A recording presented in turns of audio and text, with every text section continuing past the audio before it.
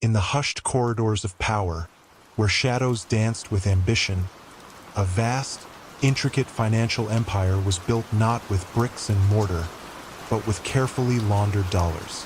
This empire, spanning legitimate businesses and illicit ventures, once moved millions, if not billions, through a labyrinth of shell corporations and offshore accounts.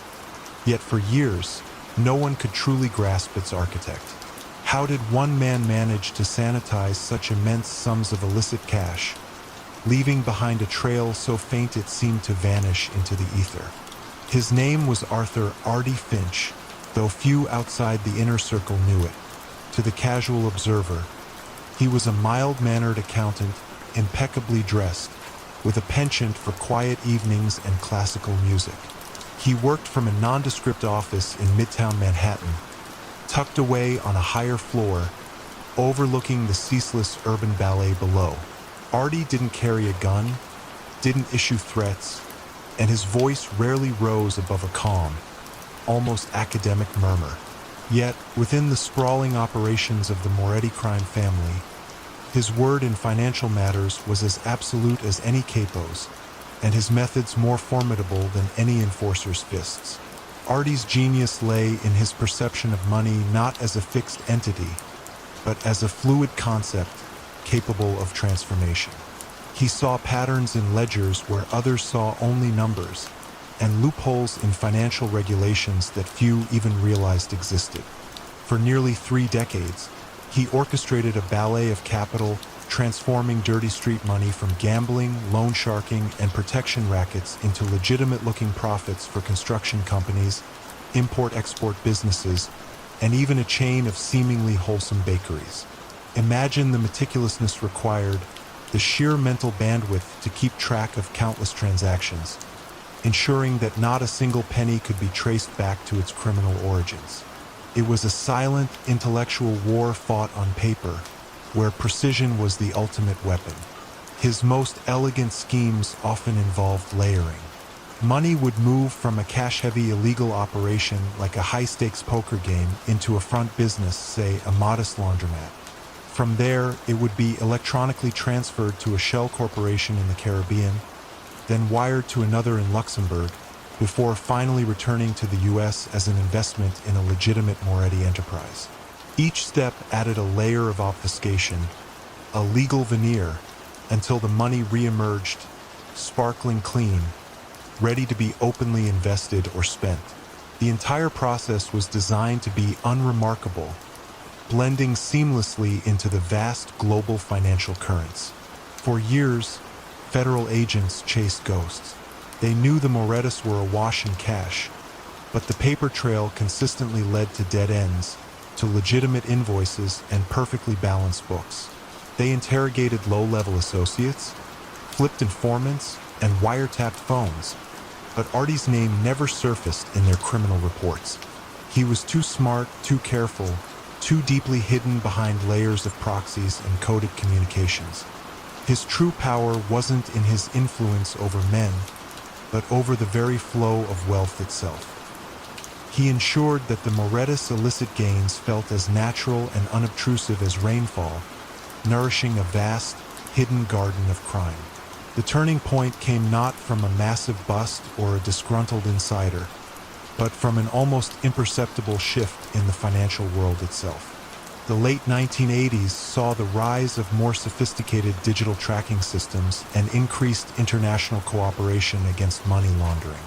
A new generation of federal prosecutors, armed with sharper tools and a greater understanding of global finance, began to look for anomalies, not just direct evidence.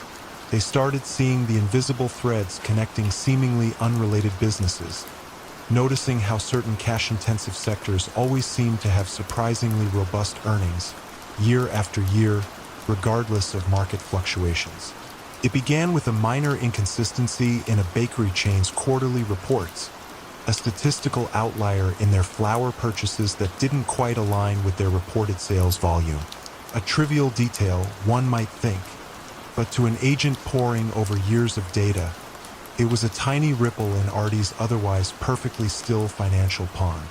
This led them to a quiet, meticulous investigation of the bakery's suppliers, then its investors, and slowly, painstakingly, the web began to reveal itself. One crisp autumn morning, as Artie was enjoying his customary espresso and reviewing the day's Wall Street Journal, federal agents arrived at his office. There were no dramatic shootouts, no tense standoffs, just a calm, polite request to review his files. Artie, ever composed, simply nodded. He knew his carefully constructed edifice, built with numbers and anonymity, had finally been found. The ghost had been glimpsed. What quiet detail, what nearly imperceptible error, had finally allowed the world to see the man who had been hiding in plain sight for so long.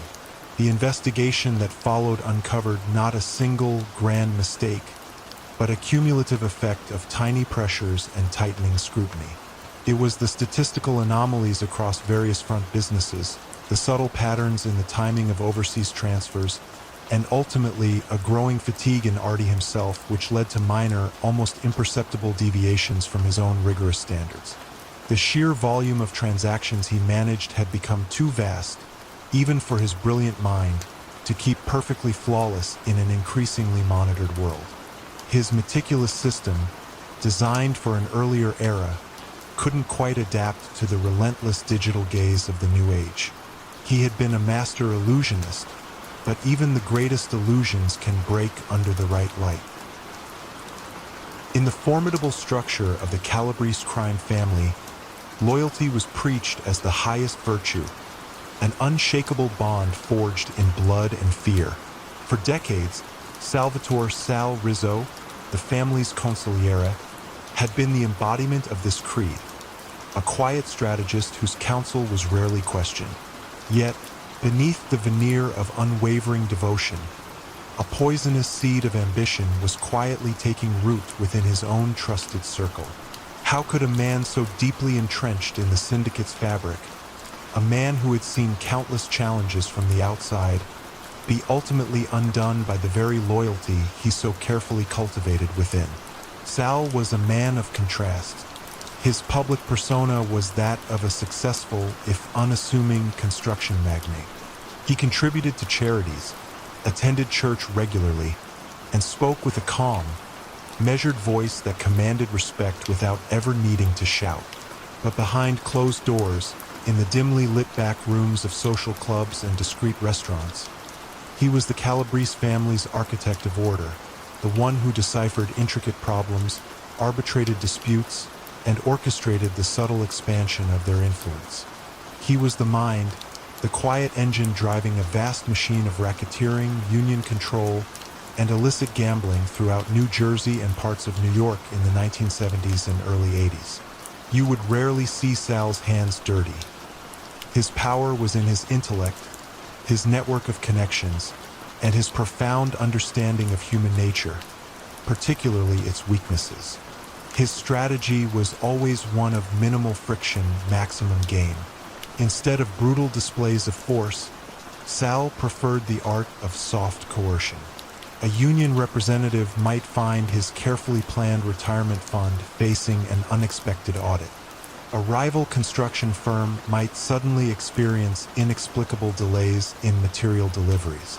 These weren't direct threats, but whispers of misfortune, gentle nudges that steered outcomes without leaving a trace of overt intimidation. He built the Calabrese empire not on open conflict, but on a web of carefully cultivated debts and unspoken understandings, a system that made betrayal seem unthinkable. But even the most carefully constructed webs can develop unseen snags. Vito the Viper Santino was a rising capo, younger, charismatic, and possessing an ambition that burned with a cold, ruthless intensity. Vito had a public charm that easily won over associates, yet his private conversations were laced with a subtle disdain for the old ways Sal championed.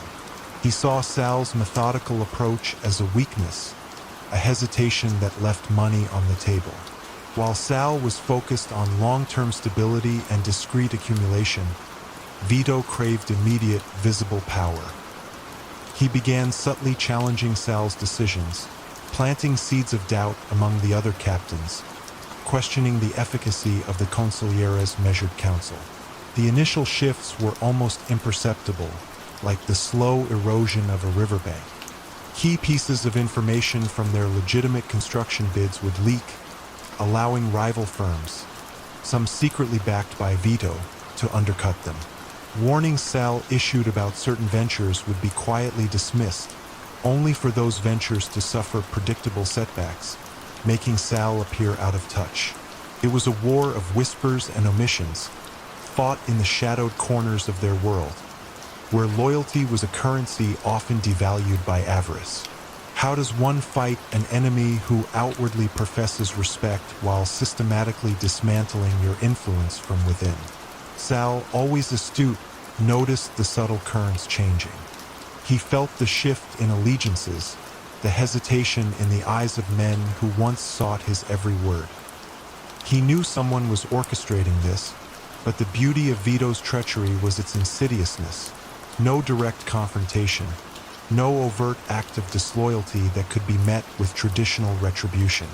It was a slow, agonizing process of isolation where Sal found himself increasingly marginalized, his counsel becoming advisory rather than authoritative.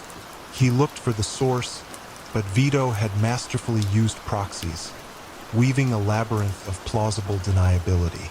The moment it truly unraveled for Sal came during a critical negotiation for a massive municipal contract. Sal had painstakingly crafted a strategy involving delicate political maneuvering and leveraging years of favors.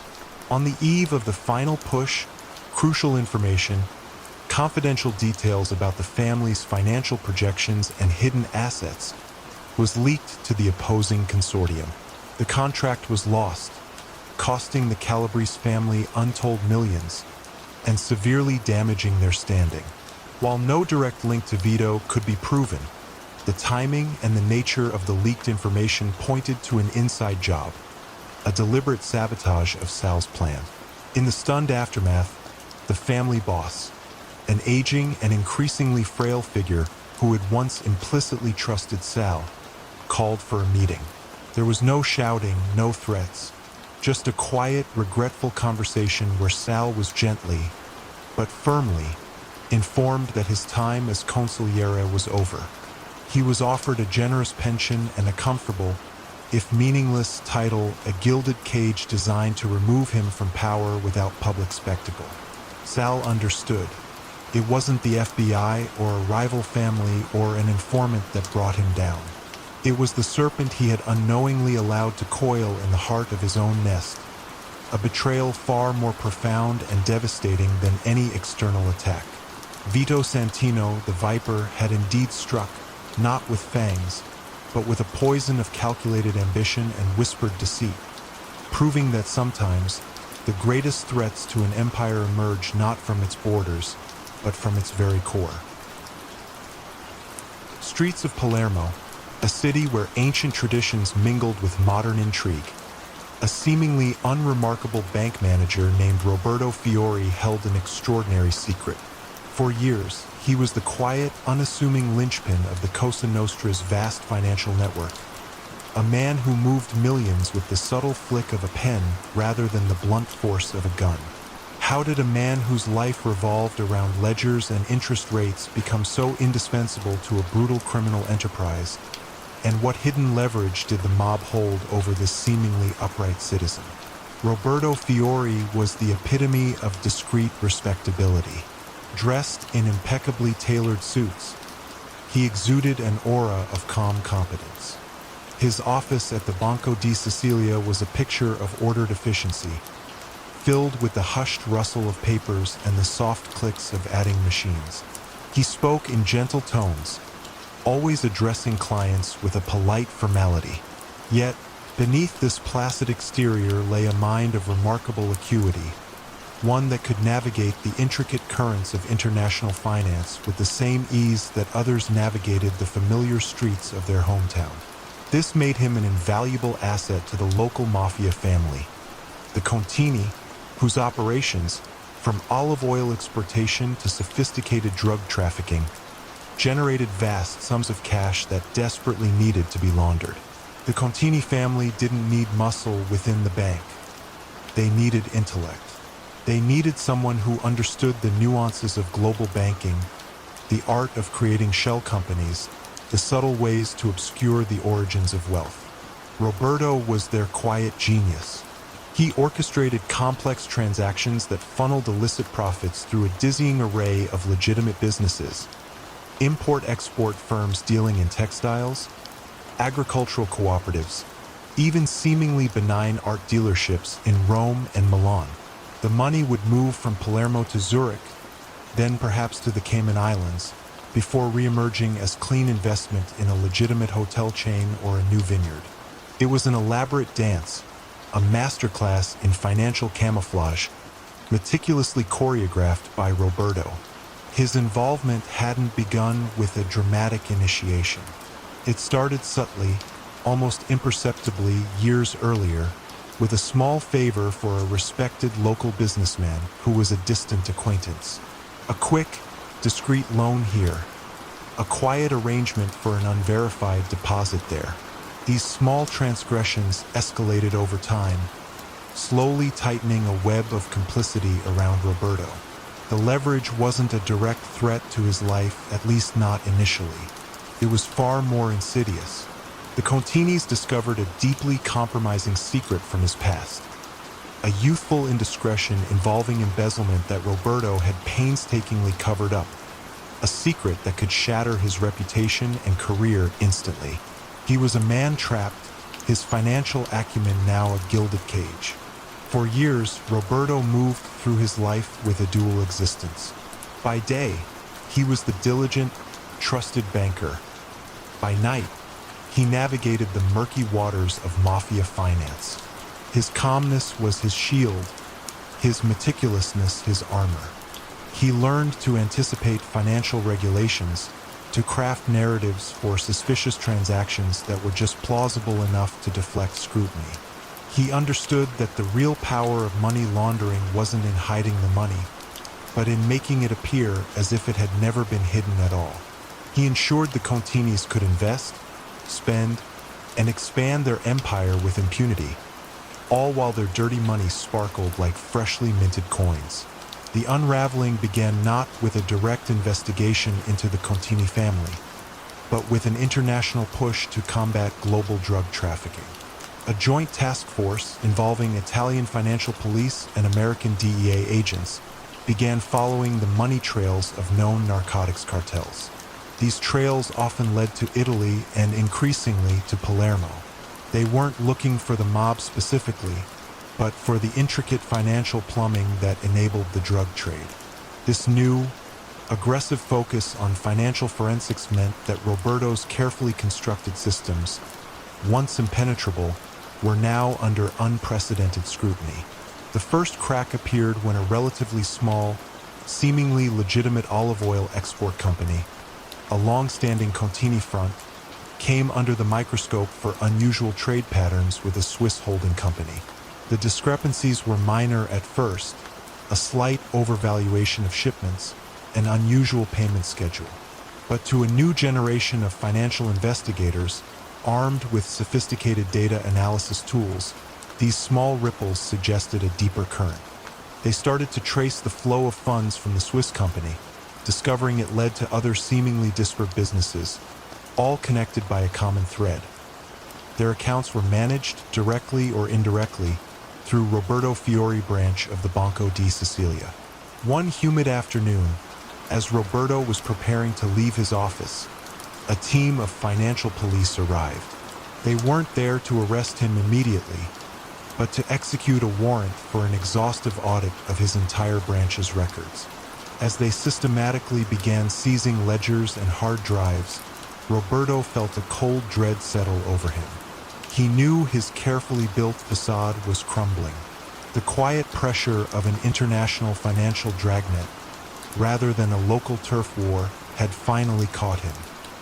He had been a shadow, moving silently, but even shadows cannot escape the light when it is bright enough. The question now was not if the truth would come out, But how much of the Contini family's financial architecture would be exposed alongside his own meticulously hidden life? In the glittering, neon-soaked desert of 1960s Las Vegas, where fortunes were made and lost with every spin of a roulette wheel, Frank, the Fixer Moretti, was an indispensable man. He wasn't a charismatic boss or a loudmouth tough. He was the quiet, almost invisible hand that ensured the vast skimming operations of the Chicago outfit ran without a hitch in the city's most opulent casinos. He moved through the smoky back rooms and luxurious suites with an air of detached authority, always observing, always ensuring compliance. But even the most meticulously arranged system of quiet control can falter when personal weakness collides with unwavering federal resolve. What quiet vice, what hidden indulgence, ultimately provided the thread for law enforcement to pull, unraveling Frank's carefully constructed world? Frank Moretti was an anomaly in the flamboyant world of Vegas mobsters. He dressed conservatively, almost blandly, and spoke with a soft, unassuming tone. He preferred a solitary scotch to boisterous parties and spent his downtime reading financial journals rather than gambling. Yet, for the outfit, he was a silent titan. His genius lay in his ability to establish and maintain the skim, the siphoning off of untaxed casino profits directly into mob coffers before the official count. Frank designed the system, the subtle manipulation of counting room procedures, the bribing of key personnel, the sophisticated methods of transporting untraced cash out of the city and into Chicago. He understood the intricate ballet of numbers and human frailties, expertly exploiting both. His authority came not from violence, but from the cold, calculated knowledge he possessed. Frank knew who was bought, who was indebted, and who was too scared to talk. He ensured that the counting room managers, the pit bosses, and even some local law enforcement officials understood the unspoken rules. Loyalty to the outfit meant a comfortable life, while defiance meant an abrupt end to both. There were no dramatic threats. Frank simply conveyed expectations, and the consequences of unmet expectations were well understood. For years, millions flowed out of Las Vegas, unreported, untaxed, and unnoticed by federal authorities, all thanks to Frank's invisible hand. The FBI, however, was growing increasingly frustrated. They knew the skim was happening. Informants occasionally whispered of vast sums of cash being moved, but hard evidence remained elusive. The casino executives, the counting room personnel, and the myriad of other employees involved were either too loyal, too afraid, or too well compensated to crack. It was a perfectly insulated operation, a testament to Frank's subtle genius for control. The federal agents likened it to trying to catch smoke. You knew it was there, but it was impossible to grasp. The opening, when it finally came, wasn't a dramatic breakthrough in a wiretap or a courageous informant coming forward. It was far more human and far more tragic. Frank, for all his clinical precision, harbored a hidden addiction, a crippling fascination with high-stakes sports betting. He never bet at the casinos he controlled, knowing the risks, but he had a private bookie, a former associate who operated independently in Los Angeles. Initially, Frank's bets were small, a harmless indulgence. But over time, as the pressure of his clandestine life mounted and his sense of invincibility grew, his wagers became recklessly large. He always paid, of course, with skimmed money, believing himself untouchable.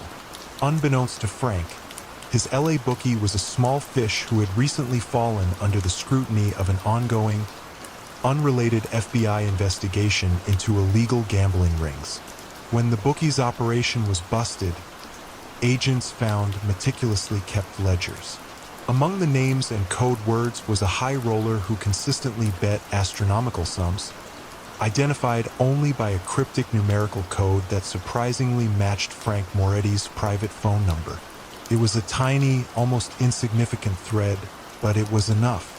The FBI didn't immediately move on Frank. Instead, They began a discreet, meticulous investigation into this particular high roller.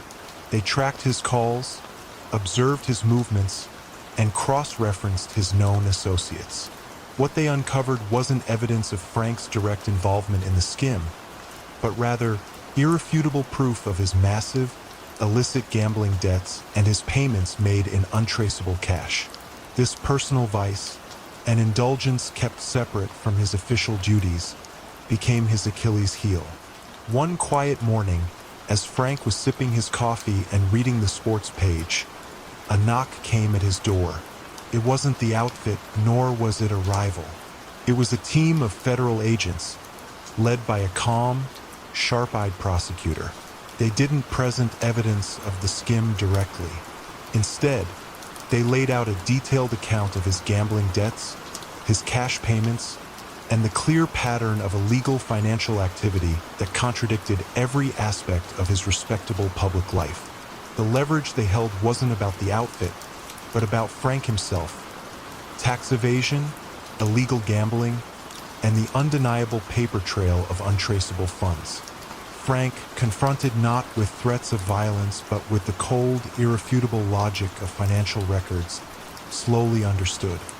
His private indulgence, his secret escape, had become the very mechanism of his undoing.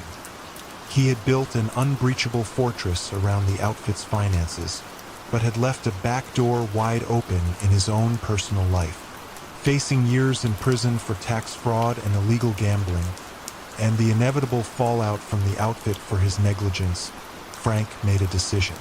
He would cooperate. His fall wasn't from a rival's bullet or a public expose, but from the quiet unraveling of a secret life, proving that sometimes the greatest threats to power come from within oneself, often in the most unexpected and seemingly harmless forms. Industrial landscape of 1930s Chicago, where whispers of Capone still echoed through the speakeasies and back alleys, a new kind of power began to emerge, one less reliant on brute force and more on a subtle, insidious influence. Maria the Black Rose Rossi was not born into the established crime families.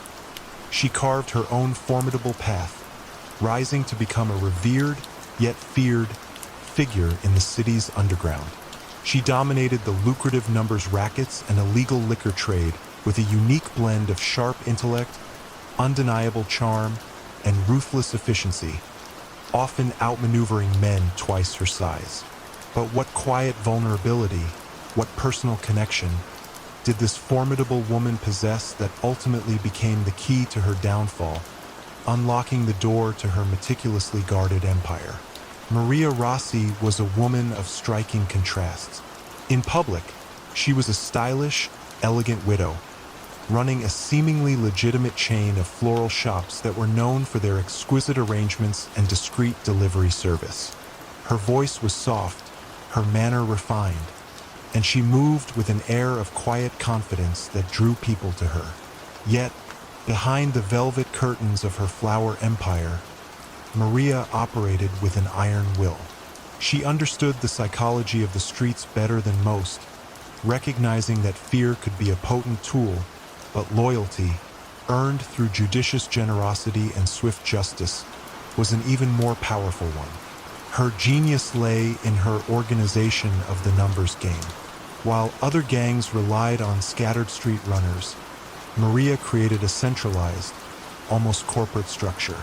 Her collectors, often unassuming women who blended seamlessly into neighborhoods, gathered bets and dispersed winnings with clockwork precision. She introduced a system of fair payouts, ensuring that winners were paid promptly, which built immense trust among the city's working-class communities, making her operations incredibly popular and resilient against rival incursions. Maria also leveraged her flower shops for illicit liquor distribution during Prohibition, using funeral wreaths and wedding bouquets as clever covers for deliveries of high-quality bootleg spirits. It was a business built on discretion and perceived respectability, generating vast, untaxed revenues. For years, law enforcement struggled to penetrate her organization. Her lieutenants were fiercely loyal, often women who had been given opportunities and protection by Maria when society offered them little. They guarded her secrets with an almost religious fervor, viewing her not just as a boss, but as a benefactor. Maria rarely left a paper trail, conducted most of her business through trusted intermediaries, and maintained an almost monastic control over her personal life, leaving no obvious weaknesses for investigators to exploit. She was the ghost in the machine, running her empire from the elegant silence of her back office. The federal agents, led by a determined but often frustrated Treasury agent named Eleanor Vance, knew Maria was at the heart of Chicago's most pervasive illegal gambling and liquor distribution. They had wiretapped her phones, tailed her associates, and even raided her flower shops, but always came up empty-handed on anything that could directly link the Black Rose to the criminal enterprise. Maria was too careful, too insulated. Vance, however, was a keen observer of human nature, and she noticed a peculiar pattern. Despite her disciplined life, Maria always, without fail, found time for one specific, seemingly innocuous activity. Every Sunday afternoon, without exception, Maria would visit a small, unassuming orphanage on the city's south side. She wasn't just a donor. She would spend hours there, quietly interacting with the children, reading to them, and sometimes even helping with their lessons. This was her one visible deviation from her guarded existence, a soft spot in an otherwise impenetrable exterior. Agent Vance, through months of patient observation and background checks, discovered that Maria had herself grown up in that very orphanage after her parents died tragically young. One child, a bright-eyed girl named Lena, seemed to hold a special place in Maria's affections, almost like a surrogate daughter. Vance began to understand.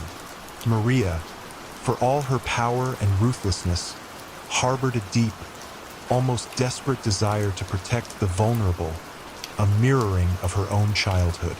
She valued trust and loyalty above all else, and Lena, an orphan herself, represented a profound, unspoken connection to Maria's own past and her purest motivations. Vance didn't target Lena directly, but subtly, methodically, she began to build a case around the orphanage's funding, which, coincidentally, came entirely from Maria's legitimate-looking charitable foundations. The moment it began to unravel for Maria wasn't a raid on her criminal enterprise, but a quiet, intensely private conversation in a sterile government office. Vance, having accumulated irrefutable evidence of financial irregularities within the orphanage's funding, not necessarily criminal in themselves, but undeniably linked to Maria's illicit earnings, called Maria in. Vance didn't threaten the orphanage directly. Instead, she laid out the case, demonstrating how the very foundations that supported the children Maria cherished were inextricably tied to her illegal activities. She explained that a thorough public investigation into these funds would inevitably lead to questions about the orphanage's management, its reputation, and most devastatingly, the source of its benevolence, potentially disrupting the lives of the children, including Lena, whom Maria so dearly protected. Maria listened, her composure unbreaking, yet her eyes held a flicker of something close to fear. Vance wasn't threatening her with prison.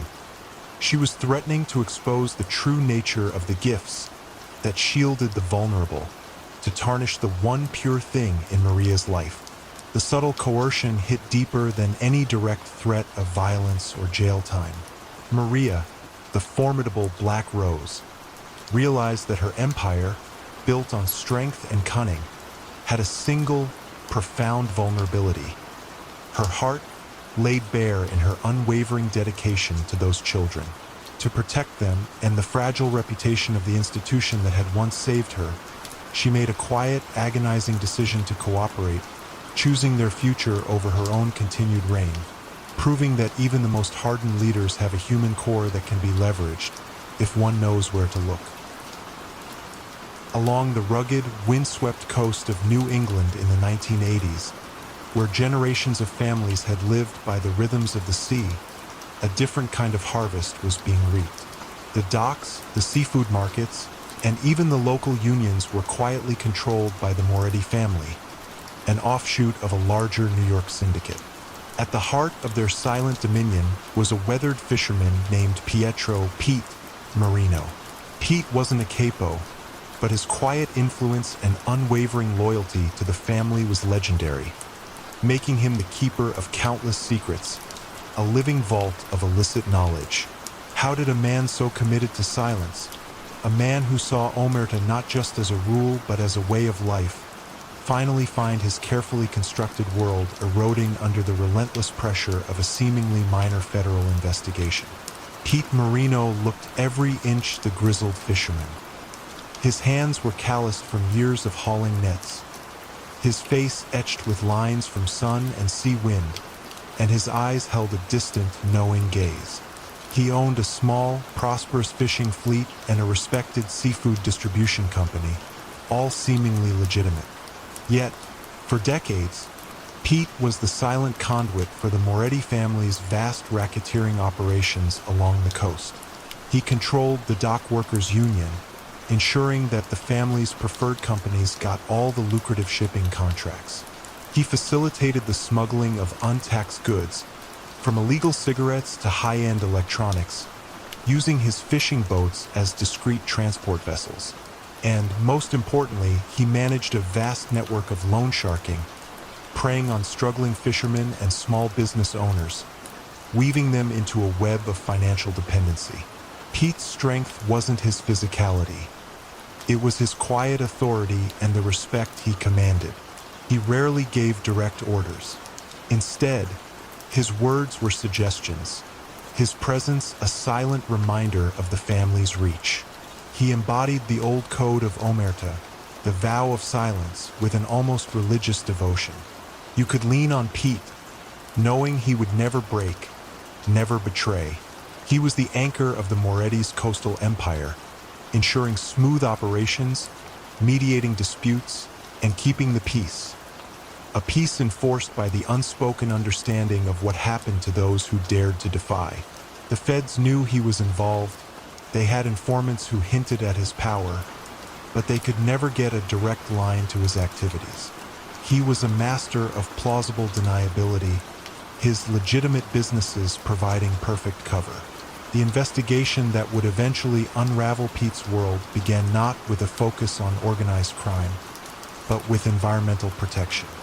Federal agencies, particularly the EPA and NOAA, were increasingly concerned about illegal fishing practices, undeclared catches, fishing in protected waters, and the systematic evasion of quotas. These violations threatened not only the marine ecosystem but also the livelihoods of legitimate fishermen. A new, aggressive task force was formed, dedicated to meticulously tracking all fishing vessel movements, scrutinizing catch reports, and analyzing market data for inconsistencies. One of Pete's fishing captains, a younger, more aggressive man named Marco, began to cut corners. Driven by greed and a desire to impress, Marco started routinely exceeding quotas and fishing in restricted zones. He thought his connection to Pete and the Moretti family would protect him. He was wrong. The Environmental Task Force, using satellite tracking and advanced data analytics, flagged Marco's vessel for a series of highly suspicious activities. They weren't looking for racketeering or loan sharking. They were looking for environmental crimes, but the systematic patterns of Marco's illegal fishing were too blatant to ignore. When Marco's vessel was finally interdicted at sea and his illegal catch seized, he was furious, believing Pete would somehow make it disappear. But this was an entirely different kind of federal pressure. The charges against Marco were severe, not just fines, but potential forfeiture of his vessel and a lifetime ban from commercial fishing, effectively destroying his livelihood. Under intense pressure, with his entire world collapsing around him, Marco, who had once boasted of his loyalty, began to crack. He didn't initially give up the Moretti family's deeper secrets, but he did reveal the widespread system of bribes and coercion within the local unions and seafood markets that allowed him and others to evade regulations. He detailed how the old man, Pete Marino, orchestrated the control. This was the thread the federal investigators had been searching for. The environmental charges against Marco opened the door to a wider investigation into the economic control of the fishing industry. They started looking into Pete's seafood distribution company, not just for tax evasion, but for antitrust violations and illegal price manipulation, crimes that tied directly into his union control and racketeering. They began to see how the environmental violations were just a symptom of a much larger, insidious control over the entire industry. One bleak, rainy morning, as Pete was overseeing the unloading of a catch, a team of FBI agents and environmental investigators approached him. They didn't come with guns drawn, but with folders full of meticulously compiled evidence. Satellite imagery, altered catch logs, bank statements showing unusual payments to union officials, and finally, Marco's detailed testimony about Pete's influence. They presented Pete not with charges of murder or drug trafficking, but with an overwhelming case of environmental crimes, racketeering, and obstruction of justice, enough to put him away for the rest of his life, and to systematically dismantle his legitimate businesses and the fishing legacy he had meticulously built. Pete Marino, the man of unwavering silence, the bedrock of the Moretti's coastal operations, looked out at the churning gray sea. His code of omerta was strong, but it was designed for a different kind of war. This new fight, waged with satellites, data, and environmental regulations, had found a way to leverage the minor infractions of a greedy subordinate into a full-scale assault on his entire system. The unyielding tide of federal law, driven by a seemingly unrelated concern, had finally eroded the foundations of his silent empire, proving that even the strongest walls can crumble when attacked from an unexpected direction. What happens when the very silence one upholds becomes the loudest proof of their involvement? In the hallowed halls of a prestigious European university in the late 1990s, where intellectual pursuits reigned supreme, Professor Alastair Finch was a respected figure. Known for his groundbreaking work in economics and his seemingly innocuous consulting firm, he moved through academic circles with an air of quiet brilliance. Yet, beneath the veneer of erudition, Alastair was secretly the architect of a sophisticated money laundering operation for a sprawling international crime syndicate. He laundered billions, making dirty money disappear into the global financial system with an almost artistic flair. But how did a man so adept at hiding illicit wealth, a man whose mind was his greatest weapon, leave a subtle trail that ultimately betrayed his hidden life to the unassuming eyes of tax investigators? Professor Finch was the embodiment of understated intellect.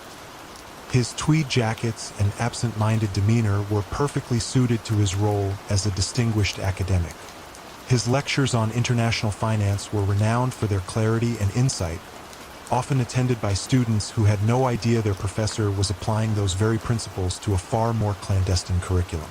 His small, private consulting firm, Global Financial Advisory, housed in a discreet office near the university, was his legitimate front, offering advice to various corporations and, ostensibly, helping them navigate complex international tax laws. For the consortium, a loose alliance of Eastern European and South American criminal organizations dealing in everything from high-tech smuggling to human trafficking, Alastair was an invaluable asset. He wasn't involved in their violent exploits. He was the pure intellect, the financial alchemist who transformed their vast, illicit profits into legitimate assets. His method was intricate and elegant, involving layers of shell companies in offshore havens, complex derivatives trading, and strategic investments in seemingly undervalued global markets. He would move money from a Swiss bank to a private equity fund in Luxembourg, then through a series of trusts in the Caribbean, before it resurfaced as clean capital invested in real estate in London or art in New York. His skill was not just in hiding money, but in making it grow, leveraging global markets to expand the syndicate's wealth. His motivation wasn't purely greed. Alistair was drawn to the intellectual challenge, the intricate puzzle of outwitting financial regulations. There was a thrill in operating at such a high level of clandestine finance, a sense of intellectual superiority that appealed to his analytical mind. The criminals respected his genius and paid him handsomely, granting him a lavish lifestyle that his academic salary alone could never provide. He built a fortress of anonymity around himself, communicating only through encrypted channels, meeting clients in neutral, nondescript locations, and ensuring no direct link between himself and the illicit origins of the money. The unraveling began not with a criminal investigation, but with a routine, albeit comprehensive, tax audit of Global Financial Advisory. A diligent but unflashy tax investigator named Anya Sharma, working for a national revenue agency, was tasked with reviewing smaller consulting firms that had shown consistent, yet modest, profits over several years. What caught her eye wasn't anything overtly illegal, but a series of subtle anomalies in Alistair's firm's financial statements. The firm's overheads, particularly for international travel and specialized financial software, seemed disproportionately high compared to its declared income and client list. The discrepancies were slight, almost negligible, but Anya had a meticulous eye for patterns.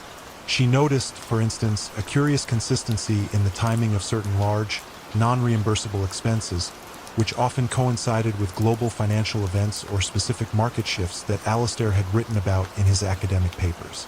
It was almost as if his consulting fees were tied to events far beyond the scope of a typical small firm. She also found that his personal investments, while appearing legitimate, showed an uncanny ability to predict market movements, generating returns that seemed almost impossibly good for a man managing a modest consulting practice. It was like watching a gambler who always won, but through purely legal means. Anya's investigation wasn't a manhunt. It was a slow, methodical dissection of financial data. She began to cross-reference Alistair's academic publications and public statements with his firm's financial activities, finding subtle parallels between his theoretical economic models and the practical, real-world movements of money through his firm. She realized he was not just predicting market trends. He was manipulating money within them, leveraging his insights in ways that went far beyond ethical consulting. The moment it all unraveled came when Anya presented her findings to a team of senior tax officials and, eventually, specialized financial crime investigators. She didn't have direct proof of money laundering for a criminal syndicate.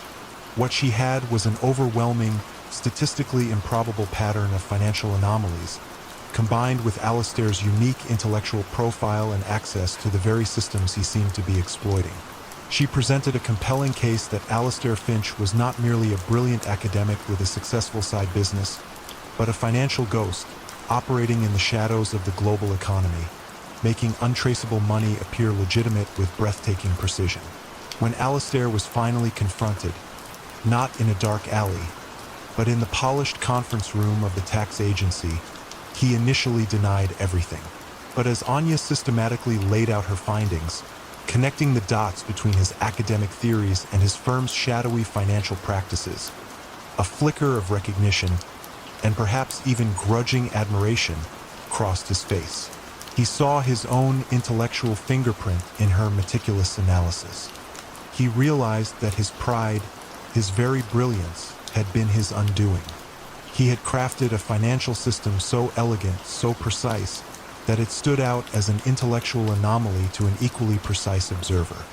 His secret life was exposed not by a violent act or a desperate informant, but by the quiet, unrelenting logic of numbers, interpreted by someone with the patience to truly see the patterns he had created.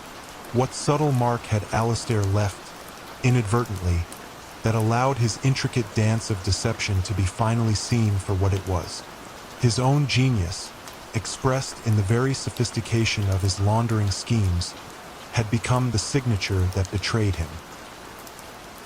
In the glittering heart of 1970s Atlantic City, a city poised on the brink of a gambling boom, the magnificent Grand Ocean Casino stood as a beacon of opulence and aspiration. It was ostensibly owned by a consortium of legitimate businessmen, But behind the polished marble and clinking slot machines, the notorious Gallo crime family held the real power.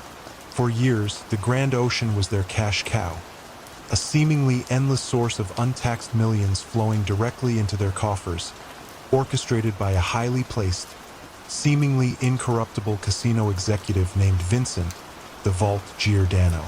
How did a man, so meticulously shielded by layers of respectability and corporate structure, become the unwitting instrument of the casino's spectacular undoing, not through direct exposure, but through an internal fracture that revealed the very system he protected? Vincent Giordano was the quintessential casino man. Smooth, impeccably dressed, with an affable demeanor that instantly put high rollers at ease. As the vice president of operations for the Grand Ocean, he managed everything from the gaming floor to the lavish hotel suites, projecting an image of unflappable competence.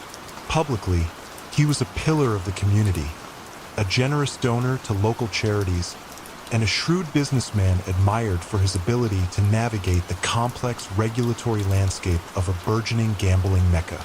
Privately, however, Vincent was the Gallo family's most trusted asset, the architect of their sophisticated skimming operation.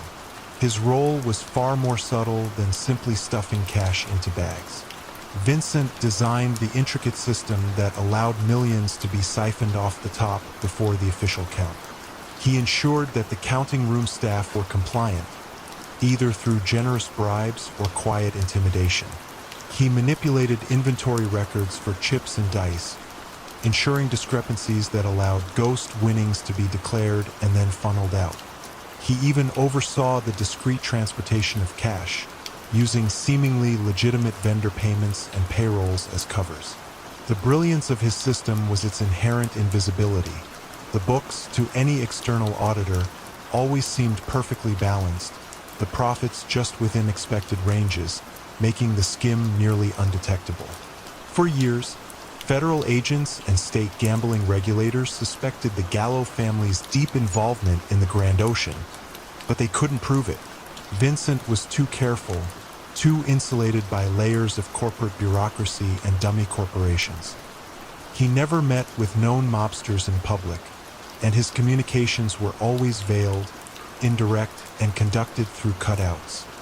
He was an unseen hand, guiding the flow of illicit money with the precision of a master conductor, making the Grand Ocean a seemingly legitimate, spectacularly profitable venture, all while enriching the Gallo family beyond their wildest dreams. The pressure on the Gallo family, however, began to mount from an unexpected source: internal rivalries. A younger, more volatile faction within the family, led by the impatient and aggressive Angelo, the Axe Rizzo, felt that Vincent's methods were too slow, too cautious. Angelo believed they could extract far more cash, far more quickly, by taking over more direct control of the casino's day-to-day finances. He saw Vincent's meticulousness as a sign of weakness, rather than strength.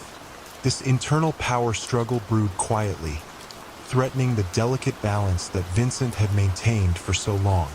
Angelo began to subtly undermine Vincent's authority. He approached key counting room personnel directly, offering them larger, immediate payouts for bypassing Vincent's established protocols. He pressured pit bosses to inflate junket expenses, funneling the excess directly to his faction, rather than through Vincent's system.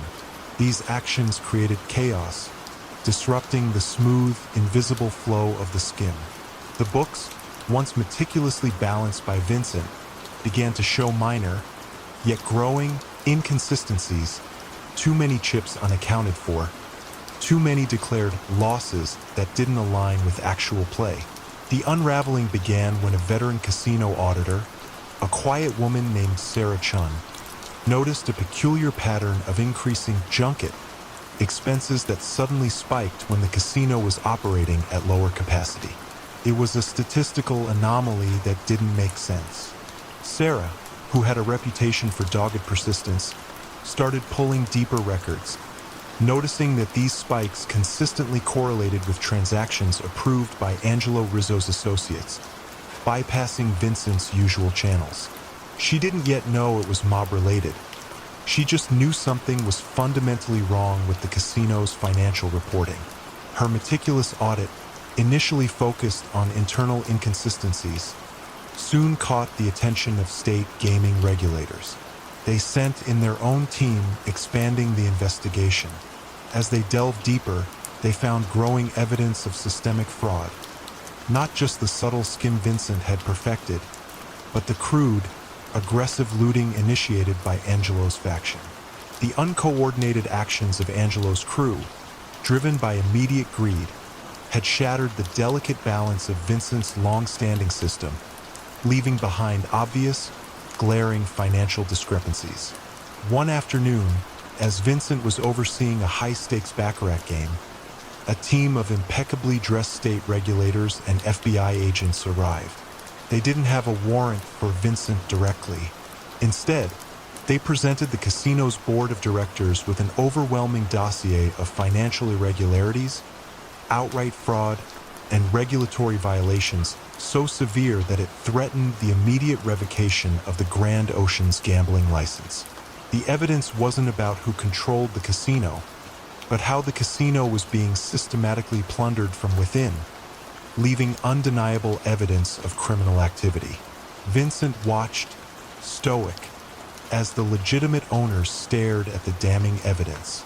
He understood immediately. His careful system, designed for a singular, controlled skim, had been corrupted and exposed by the reckless greed of Angelo's faction. They hadn't betrayed Vincent directly, but their brazen actions had left a trail of financial wreckage so obvious that it couldn't be ignored. Facing financial ruin and the imminent closure of their prized casino, the legitimate owners, now seeing the extent of the internal looting and fearing the complete loss of their investment, quietly agreed to cooperate, turning over the reins to the investigators and revealing the true power structure. The Grand Ocean, a monument to the Gallo family's hidden influence, ultimately crumbled not from an external assault, but from a fatal internal fracture, revealing that even the most well-hidden empires can be undone by the unchecked ambition of those within their own ranks. In the bustling port cities of southern France during the 1990s, where the Mediterranean sun kissed ancient stone, a sophisticated smuggling network thrived, moving everything from stolen luxury goods to untaxed tobacco across borders with uncanny precision. At the heart of this intricate operation was Jean-Luc Dubois, known in the underworld as Le Maestro. His genius lay in his ability to choreograph complex logistical operations, moving illicit cargo through a symphony of legitimate shipping lanes, customs checkpoints, and seemingly innocuous warehouses. But what small, almost imperceptible misstep, what misplaced note in his grand orchestration, ultimately allowed a vigilant customs agent to finally disrupt his flawless performance. Jean-Luc Dubois was a man of refined tastes and an unassuming appearance. He owned a legitimate import-export business that specialized in high-end wines and gourmet foods, projecting an image of quiet success. He drove a modest car, lived in a comfortable but unextravagant home, and was a familiar, respected face at local business gatherings. Yet, beneath this veneer of middle-class respectability lay a mind of extraordinary organizational prowess, a logistical savant capable of orchestrating a complex ballet of illicit goods across an international stage. For a diverse array of criminal organizations, from arms dealers to art thieves, Jean-Luc was an indispensable asset. He wasn't a gangster in the traditional sense. He abhorred violence and rarely dealt directly with the criminal elements themselves. Instead, he was the logistical genius, the man who made impossible deliveries happen. His system involved a network of bribed customs officials, unwitting shipping companies, and a brilliant use of blind spots in international trade regulations. He would consolidate illicit cargo, a container of stolen antique furniture, a pallet of high-grade counterfeit electronics, or a shipment of untaxed cigarettes within legitimate shipments, often disguised as perfectly ordinary goods. He'd schedule deliveries through ports with known lax oversight or during shift changes, relying on meticulously timed paperwork and precisely orchestrated movements. Jean-Luc's reputation was built on his meticulousness. Every detail was accounted for, every contingency planned. His communications were coded, his routes varied, and his network of associates was compartmentalized, ensuring that no single individual knew the entire scope of his operations. He understood that the key to sustained success in smuggling wasn't about overpowering the law, but about outthinking it, operating in the subtle spaces between regulations, making his illicit cargo disappear into the vast ocean of global trade. For years, customs agencies across Europe knew there was a maestro orchestrating these large-scale movements. But he remained an elusive phantom, his methods too sophisticated, his trail too faint. The unraveling began with a seemingly minor incident at a secondary port in Marseille. A new customs agent, a sharp-eyed woman named Isabelle Moreau, was conducting a routine inspection of a container declared as carrying French artisanal cheeses bound for the UK. The paperwork was immaculate, the manifest perfectly aligned. However, Isabelle, still relatively new and perhaps overzealous, noticed something subtly off. The weight of the container, while within the declared range, felt marginally heavier than it should have been for that specific type and quantity of cheese, based on her training. It was an intuition, a tiny discord in the symphony of data.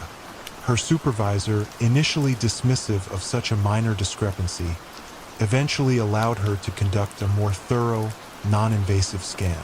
The scan revealed solid blocks within the cheese pallets that were not consistent with cheese packaging. Further inspection, which had to be cleared with higher authorities given the clean paperwork, revealed thousands of cartons of untaxed high-end cigarettes, perfectly hidden within the legitimate cargo. The smugglers had overestimated the density of their product versus the declared cheese by a fraction of a percentage point. A tiny oversight, but enough to trigger Isabelle's keen observational skills. The bust was significant, but what truly interested investigators was the impeccable quality of the disguise and the flawless paperwork. It pointed to a master orchestrator. They began to trace the shipping company, the declared exporter, one of Jean-Luc's fronts, and the importer. What they discovered was a network of shell companies that individually seemed innocuous, but when mapped out, revealed a complex, interconnected web all linked to Jean-Luc Dubois's seemingly legitimate import-export business. They didn't have direct evidence of Jean-Luc himself, but the pattern of smart smuggling. The use of legitimate businesses, sophisticated layering, and impeccable documentation was his signature. They started to build a profile, analyzing every shipment connected to his various companies, looking for similar, almost imperceptible, misplaced notes in his logistical symphony. They found instances where declared weights were slightly off, where shipping routes made minor, inexplicable detours, or where certain customs agents, surprisingly, always seemed to be on duty when his shipments passed through. One crisp morning, as Jean-Luc was reviewing shipping manifests at his office, the customs agency, along with financial police, arrived. They didn't seize drugs or guns. They presented him with an overwhelming case built on statistical anomalies, financial tracing, and the detailed analysis of dozens of perfectly legal-looking shipping manifests that, when viewed collectively, told a different story. They showed him the precise calculations of the overweight cheese container, the slight deviation in density that had been his undoing. Jean-Luc, the maestro, looked at the detailed report, tracing the precise measurements and calculations. He saw the single, tiny error in his perfect orchestration, the misplaced note in his grand symphony of smuggling. His meticulousness had been his greatest asset, but it also meant that even the smallest flaw was a glaring departure from his own high standards. He had believed his system was impenetrable, that no one would notice the subtle variations. He had underestimated the tenacity of a single, observant agent and the evolving capabilities of data analysis. His downfall wasn't a violent confrontation or a disloyal subordinate, but the quiet, relentless pursuit of a tiny, overlooked detail, proving that even the most elaborate deceptions can collapse under the weight of an almost imperceptible flaw. What other subtle, seemingly insignificant details had Jean-Luc, in his pursuit of perfection, inadvertently woven into his own unraveling? The bustling port of Hamburg, Germany, during the 1980s, where colossal container ships docked like titans, the shipping empire of Klaus Richter was an industrial marvel. From his opulent, yet understated, office overlooking the Elbe, Richter orchestrated a vast global logistics network, moving legitimate cargo across oceans with unparalleled efficiency. To the world, he was a shrewd, respected businessman, a titan of industry. Yet, for years, Richter was also the silent baron of a sprawling illicit trade, covertly transporting stolen goods, untaxed luxury items, and even precursor chemicals for drug manufacturing, all hidden within the legitimate flow of his vast shipping operations. How did a man who commanded such immense logistical power, a man who saw the sea as his personal domain, finally find his impervious empire compromised by invisible leaks that emerged not from within his fleet, but from the unlikeliest of sources? A seemingly minor dispute over intellectual property. Klaus Richter was a man of imposing stature and quiet authority. He spoke several languages fluently, possessed a keen understanding of global commerce, and commanded respect from dockworkers to international trade ministers. His company, Richter Maritime, was renowned for its reliability and its cutting-edge shipping technology. He lived a life of refined luxury, enjoying classical music, fine wines, and the solitude of his expansive country estate. Yet, his legitimate enterprise served as an impenetrable shield for his far more lucrative illicit activities. For a diverse array of international criminal groups, Richter was an indispensable, if distant, partner. He didn't engage in their brutal street-level activities. He was the logistics king, the man who could make anything, no matter how sensitive or illegal, disappear into the global supply chain and reappear at its destination without a trace. His method was ingeniously simple. He exploited the sheer volume of global trade. Within his millions of legitimate containers, a few hundred or even a few thousand would carry illicit cargo. These containers would be meticulously documented with fake manifests, routed through multiple transshipment points, and cleared by bribed customs officials in various ports around the world. Richter's genius lay in his ability to make these illicit shipments appear as statistically insignificant anomalies within the colossal flow of his legitimate operations, making them almost impossible to detect. His power came from his comprehensive control over every aspect of his shipping empire. He owned the vessels, the port facilities, the trucking companies, and even held sway over certain dockworker unions. This vertical integration gave him unparalleled ability to manipulate schedules, reroute shipments, and ensure that his illicit cargo moved with maximum discretion and minimal risk. He had cultivated a network of loyal, well-compensated associates who would never betray him, ensuring that his secrets remained buried deep within the complex machinery of global commerce. The initial crack in Richter's formidable armor came not from a criminal investigation, but from a seemingly mundane legal battle.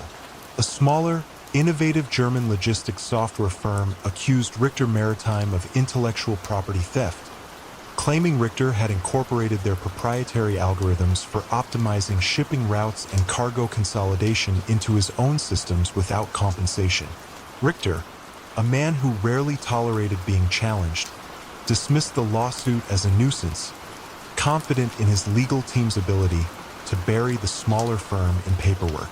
However, the lawsuit granted the smaller firm's legal team, led by a persistent young lawyer named Lena Schmidt, access to an unprecedented amount of Richter Maritime's internal data during the discovery process. Lena wasn't looking for criminal activity. She was looking for evidence of algorithmic similarity. But as she meticulously sifted through millions of lines of data, shipping manifests, route optimization logs, cargo consolidation reports, she began to notice subtle, peculiar patterns that had nothing to do with intellectual property.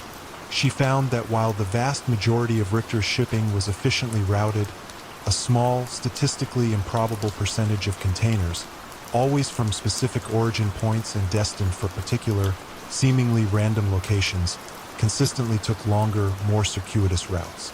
These anomalous routes, while inefficient from a purely logistical standpoint, always seemed to involve specific transshipment ports with known lax oversight. Furthermore, the declared contents of these specific containers, when analyzed against their shipping weight and volume, often showed minor, inexplicable discrepancies. These were not the massive inconsistencies that would trigger a customs alert, but subtle variations that only became apparent when viewed through a sophisticated data analysis lens. Lena, with her focus on patterns and data anomalies, brought her observations to her lead counsel, suggesting that these inefficient shipments might be masking something else. Her findings, while not direct proof of criminal activity, were enough to pique the interest of a specialized financial crimes unit within the German Federal Criminal Police, BKA, who were quietly investigating the flow of illegal goods into Europe. They began to cross-reference Lena's identified anomalous shipments with their own intelligence on stolen goods, drug precursors, and untaxed luxury items. The overlap was staggering. One overcast morning, as Richter was overseeing the launch of a new, state-of-the-art container vessel, a team of BKA agents arrived at his office. They didn't come with guns or bluster. They came with detailed printouts, not of criminal manifests, but of Lena Schmidt's data analysis reports, highlighting the statistically improbable routes and weight discrepancies. They showed him how his own optimized systems, when analyzed meticulously, inadvertently revealed the ghost of his illicit operations, the inefficiencies that were, in fact, his sophisticated cover. Klaus Richter, the silent baron who had believed his empire was impenetrable, looked at the data. He saw how the very sophistication of his logistical planning, the intricate efficiency he prided himself on, had ultimately provided the framework for his exposure. His illicit operations, designed to be invisible within the legitimate, had left behind a unique, quantifiable signature of inefficiency that, when properly interpreted, screamed of hidden purpose. His downfall was not from a daring raid or a turncoat associate, but from the quiet, relentless scrutiny of data, triggered by a seemingly trivial legal dispute, proving that sometimes the most impenetrable fortresses are breached not by force, but by the relentless pursuit of overlooked patterns.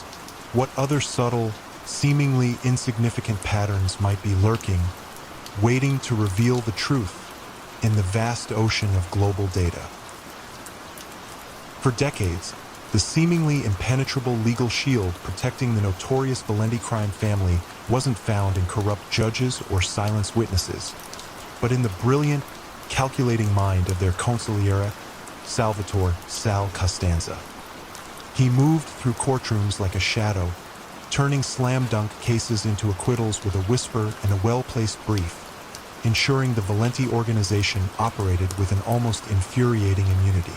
But how could a man who so expertly manipulated the legal system, who built his entire career on obscuring truth, be ultimately undone by the very meticulousness he brought to his clandestine work, revealing a silent, self-made prison of his own making?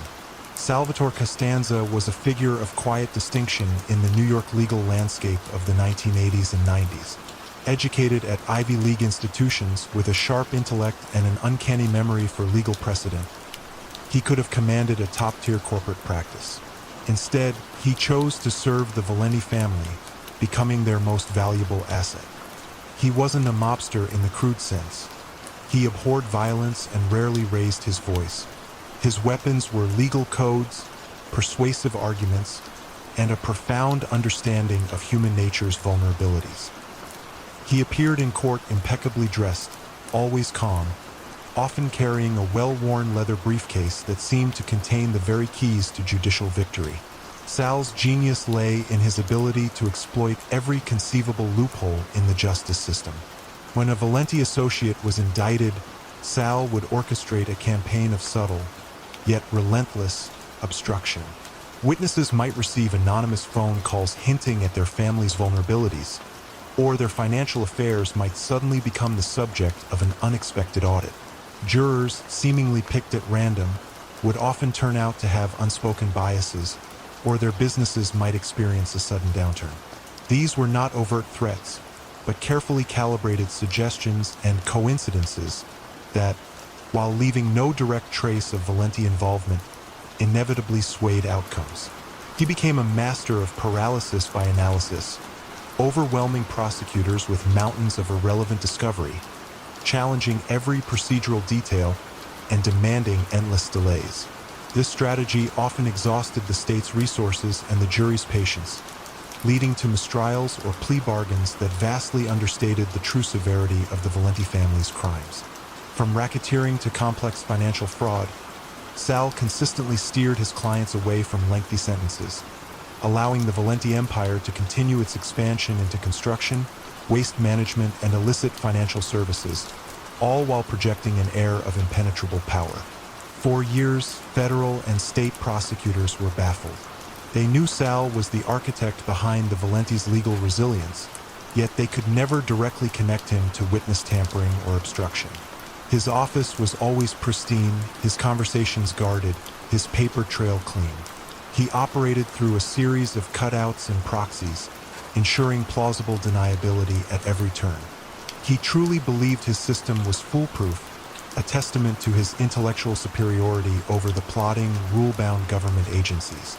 Unknown to even the Valenti bosses, Sal harbored a personal obsession, an almost artistic pride in his work. He kept meticulously detailed, handwritten journals in a hidden compartment behind a bookshelf in his home study. These weren't mere notes. They were a coded chronicle of every legal maneuver, every favor called in, every witness persuaded, every judge influenced. He documented the precise mechanisms of his legal deceptions, often using cryptic shorthand and elaborate metaphors to describe his actions. He saw these journals not as incriminating evidence, but as a secret history of his unparalleled achievements, a personal library of cunning and control. The unraveling began not with a direct investigation into the Valenti family, but with an unrelated, low-level audit of a seemingly legitimate real estate holding company that Sal owned. The IRS flagged a series of unusual tax write-offs related to consulting fees paid to various offshore entities.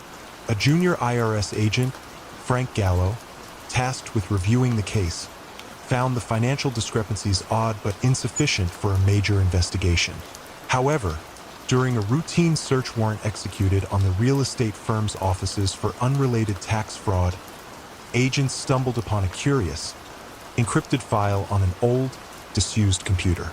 The file contained what appeared to be innocuous financial projections, but Frank's keen eye noticed unusual patterns in the data structure, suggesting a deliberate attempt to hide information rather than simply store it. With specialized forensics, the encrypted file was cracked. It contained a digital copy of one of Sal's coded journals. It wasn't immediately legible, but the consistent patterns of the codes, cross-referenced with public court records and Valenti arrests, allowed federal investigators to begin slowly deciphering its contents. The consulting fees in the real estate audit, for instance, were meticulously documented in the journal, revealing their true purpose: payments for witness intimidation and judicial influence. The moment it all unraveled for Sal came not in a courtroom or a dark alley, but in the quiet of his own home. Federal agents, armed with a search warrant specific to his coded journals, entered his study. They found the hidden compartment, revealing dozens of leather-bound books.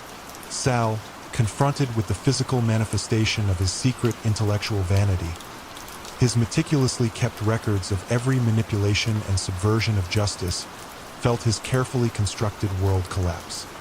He had wanted to document his genius, to create an undeniable record of his silent triumphs, But in doing so, he had inadvertently created the most damning evidence against himself. The journals, once deciphered, provided a breathtakingly detailed roadmap of the Valenti family's operations and Sal's central role in corrupting the justice system. He was charged not just with racketeering, but with dozens of counts of obstruction of justice and conspiracy, all meticulously detailed in his own hand. His meticulousness, the very trait he prided himself on, became the silent witness against him, proving that sometimes the most dangerous secrets are the ones we choose to record, believing them to be safe within our own clever code. What other silent confessions, meticulously hidden, might be lurking in the shadows of seemingly innocuous details? In the exclusive, hushed world of high-end art dealing in the bustling cultural centers of Europe in the 1990s, Julian Thorne was a name whispered with respect. His galleries in London and Paris showcased exquisite pieces. His eye for authenticity was legendary, and his reputation as a connoisseur was impeccable.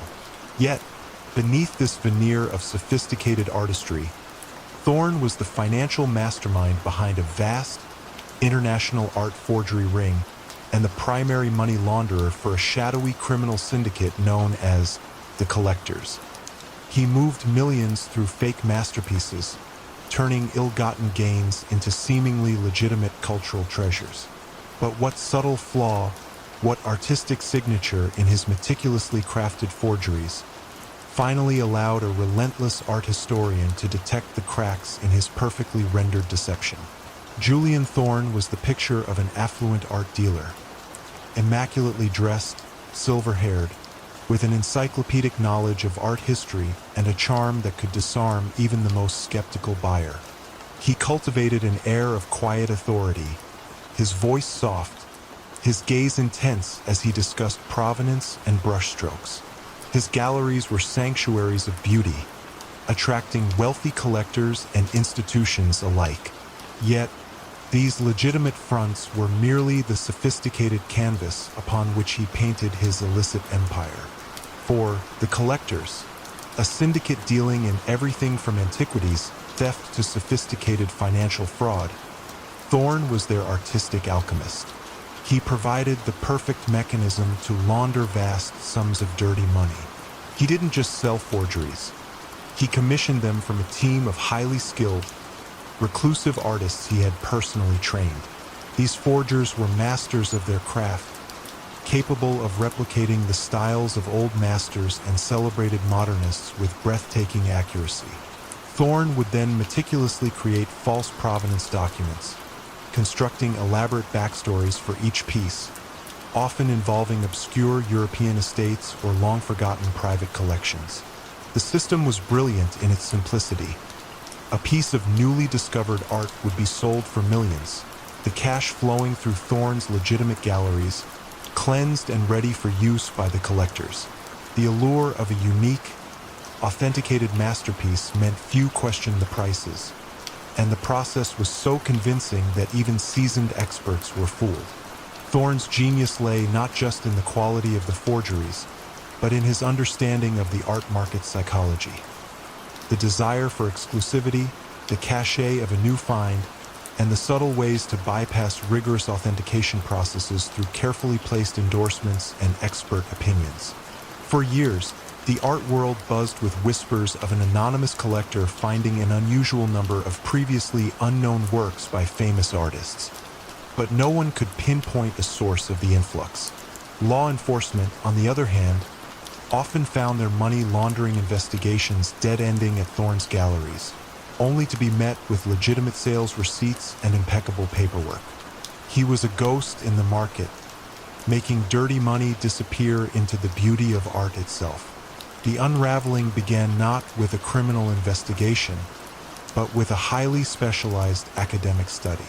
Dr. Evelyn Reed, a renowned art historian with a particular expertise in 19th century French Impressionism, was compiling a definitive catalogue raisonné of a specific, lesser-known artist, Claude Dubois. Over several years, Dr. Reed had meticulously documented every known work by Dubois, employing cutting-edge forensic art analysis. including pigment analysis, canvas weave examination, and historical provenance tracing. When a newly discovered Du Bois painting surfaced through Thorne's gallery, Dr. Reed was initially thrilled. It was a beautiful piece, seemingly authentic. However, as she began to incorporate it into her catalog, she noticed a subtle, almost imperceptible inconsistency. The brushwork, while masterful, contained a recurring, idiosyncratic stroke that she had never observed in any of Du Bois's confirmed works, but had seen in a completely unrelated contemporary artist's work. It was a stylistic tell, a ghost signature that was almost invisible to the naked eye, but stood out glaringly to her hyper-specialized expertise. This particular stroke, subtle as it was, became Dr. Reed's misplaced note in Thorne's artistic symphony. She suspected, but couldn't yet prove, a forgery. Dr. Reed, with the quiet tenacity of a true scholar, expanded her investigation. She began to re-examine other newly discovered works that had passed through Thorne's galleries, particularly those by lesser-known artists where the forensic analysis might be less established. She enlisted colleagues to help, discreetly comparing brushstroke patterns, pigment compositions, and even the aging cracks in the paint. What she found, across several paintings supposedly by different artists, was the same subtle, recurring ghost signature, the same idiosyncratic stroke, the same unusual cracking pattern, a hallmark of a single, highly skilled forger rather than multiple different old masters. The moment it all unraveled for Julian Thorne came when Dr. Reed, armed with irrefutable forensic evidence and her meticulous cross-analysis, approached Interpol's art crime unit. She didn't accuse Thorne of being a mobster. She presented a meticulously detailed academic case that proved several key pieces of art sold through his galleries were sophisticated forgeries, sharing a common, detectable artistic signature. This wasn't about criminal intent. It was about artistic deception, but the implications were profound. When Interpol agents, working with financial police, arrived at Thorne's gallery, they weren't looking for guns or drugs. They were looking for inconsistencies in provenance, for hidden studios, and for the financial trails of the sales of these now discredited masterpieces. Thorne, confronted with Dr. Reed's forensic analysis, the precise measurements and comparisons of brushstrokes, and the undeniable patterns of forgery, realized his artistic genius had been his undoing. He had poured so much of his own artistic soul into training his forgers, into perfecting the illusion, that he had inadvertently embedded a unique, detectable signature, a silent confession, into the very works meant to deceive. His downfall wasn't a violent bust or a turncoat, but the quiet, relentless pursuit of artistic truth by a dedicated scholar, proving that even the most beautiful deceptions can be exposed by the sharpest eyes, attuned to the most subtle of flaws.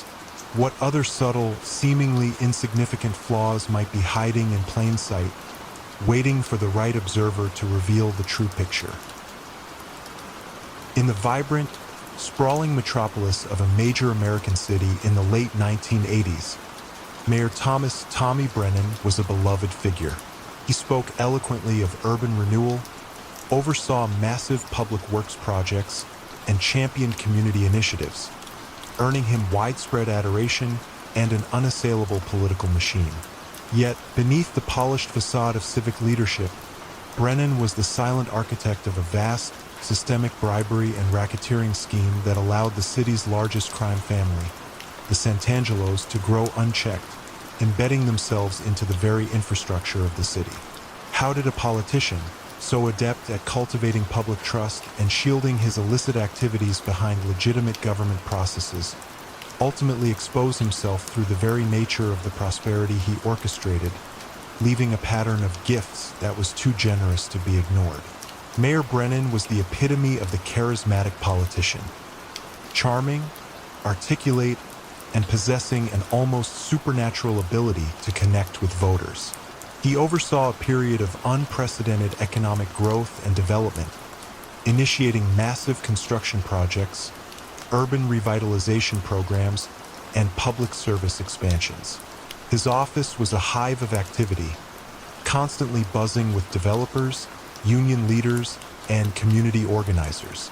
Yet, for all his public service, Brennan was the indispensable fixer for the Santangelo crime family, ensuring their dominance over municipal contracts, zoning approvals, and various illicit rackets.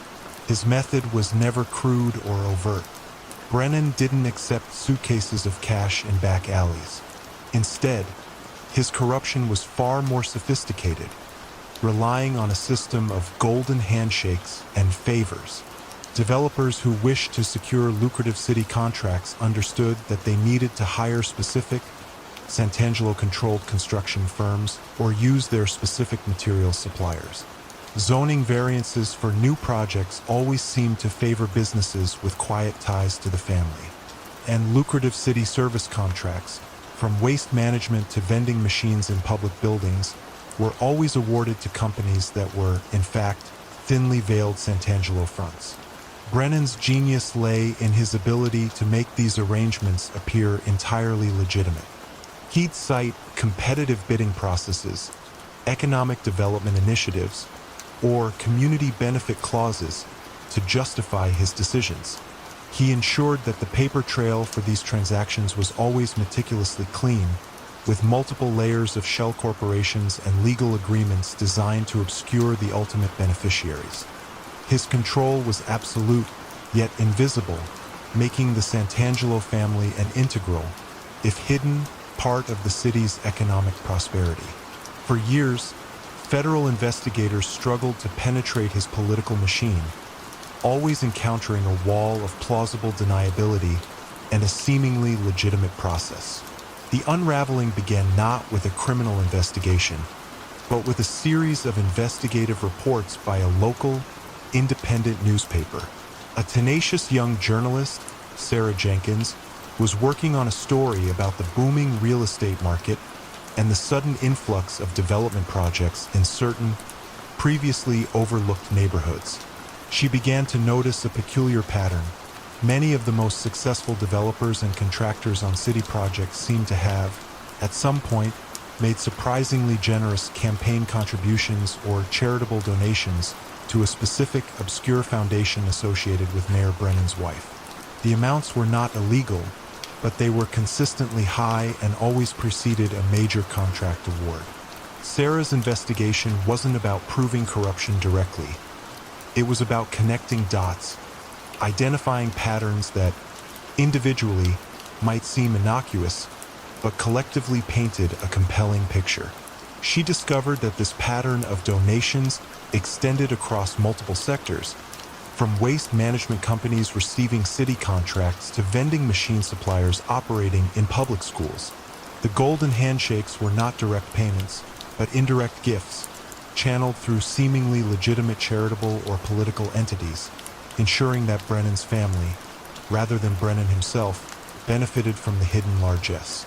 Her meticulously researched articles, while not making outright accusations, simply presented the undeniable correlation between donations to the mayor's wife's foundation and the recipients of lucrative city contracts.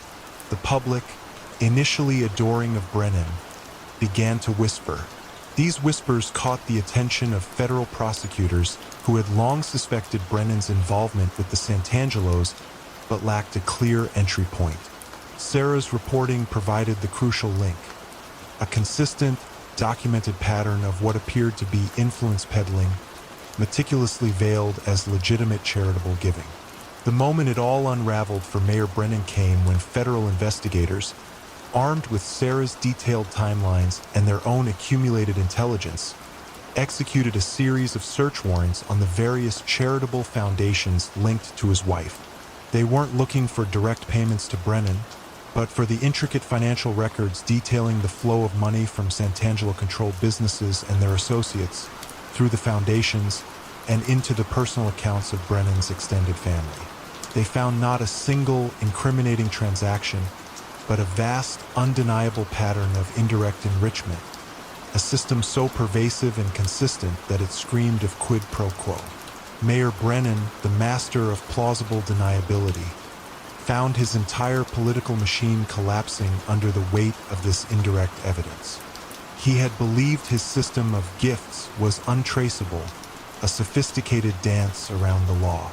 But the very generosity he orchestrated, the consistent pattern of these hidden payments, became his undoing. His downfall wasn't a caught-on-tape bribe or a turned associate, but the quiet, relentless pursuit of a tenacious journalist and federal investigators who meticulously pieced together a mosaic of seemingly legitimate transactions, revealing the true cost of his golden handshakes. What other hidden patterns, woven into the fabric of everyday transactions, might be waiting to reveal the true power behind the facade? In the labyrinthine backstreets of Boston's historic North End, Salvatore "Sal" Rossi was known simply as a master tailor. His small shop, redolent with the scent of fine wool and old leather, was a local institution, catering to politicians and dockworkers alike with equal, quiet deference. Yet, beneath the thrum of his sewing machine and the clatter of thimbles, Sal was the unseen orchestrator of one of the East Coast's most sophisticated illegal gambling syndicates. He moved millions through digital networks, his high-tech operation an invisible force, seemingly immune to detection. But what deeply personal, almost sentimental indulgence, what meticulously kept analog secret, ultimately provided the thread for law enforcement to pull, unraveling his perfectly tailored world. Salvatore Rossi was a man of unassuming demeanor, his hands gnarled from decades of cutting and stitching, his face a map of quiet concentration. He spoke in soft, measured tones, his advice on bespoke suits always impeccable. But behind the reinforced door of his tailor shop, accessible only to a select few, was a hidden room filled with banks of servers, glowing monitors, and an intricate network of encrypted communication channels. Sal was a digital phantom, a modern-day bookie who never took a physical bet, never met a player, and whose entire operation ran on algorithms and offshore servers. For years, Sal's gambling syndicate was untouchable. He employed a network of brilliant coders and analysts, all communicating through secure, ephemeral platforms. Wagers were placed and winnings dispersed through a dizzying array of cryptocurrencies and obscure digital payment systems, laundered through a global web of shell companies and microtransactions that made tracing their origin or destination an impossibility.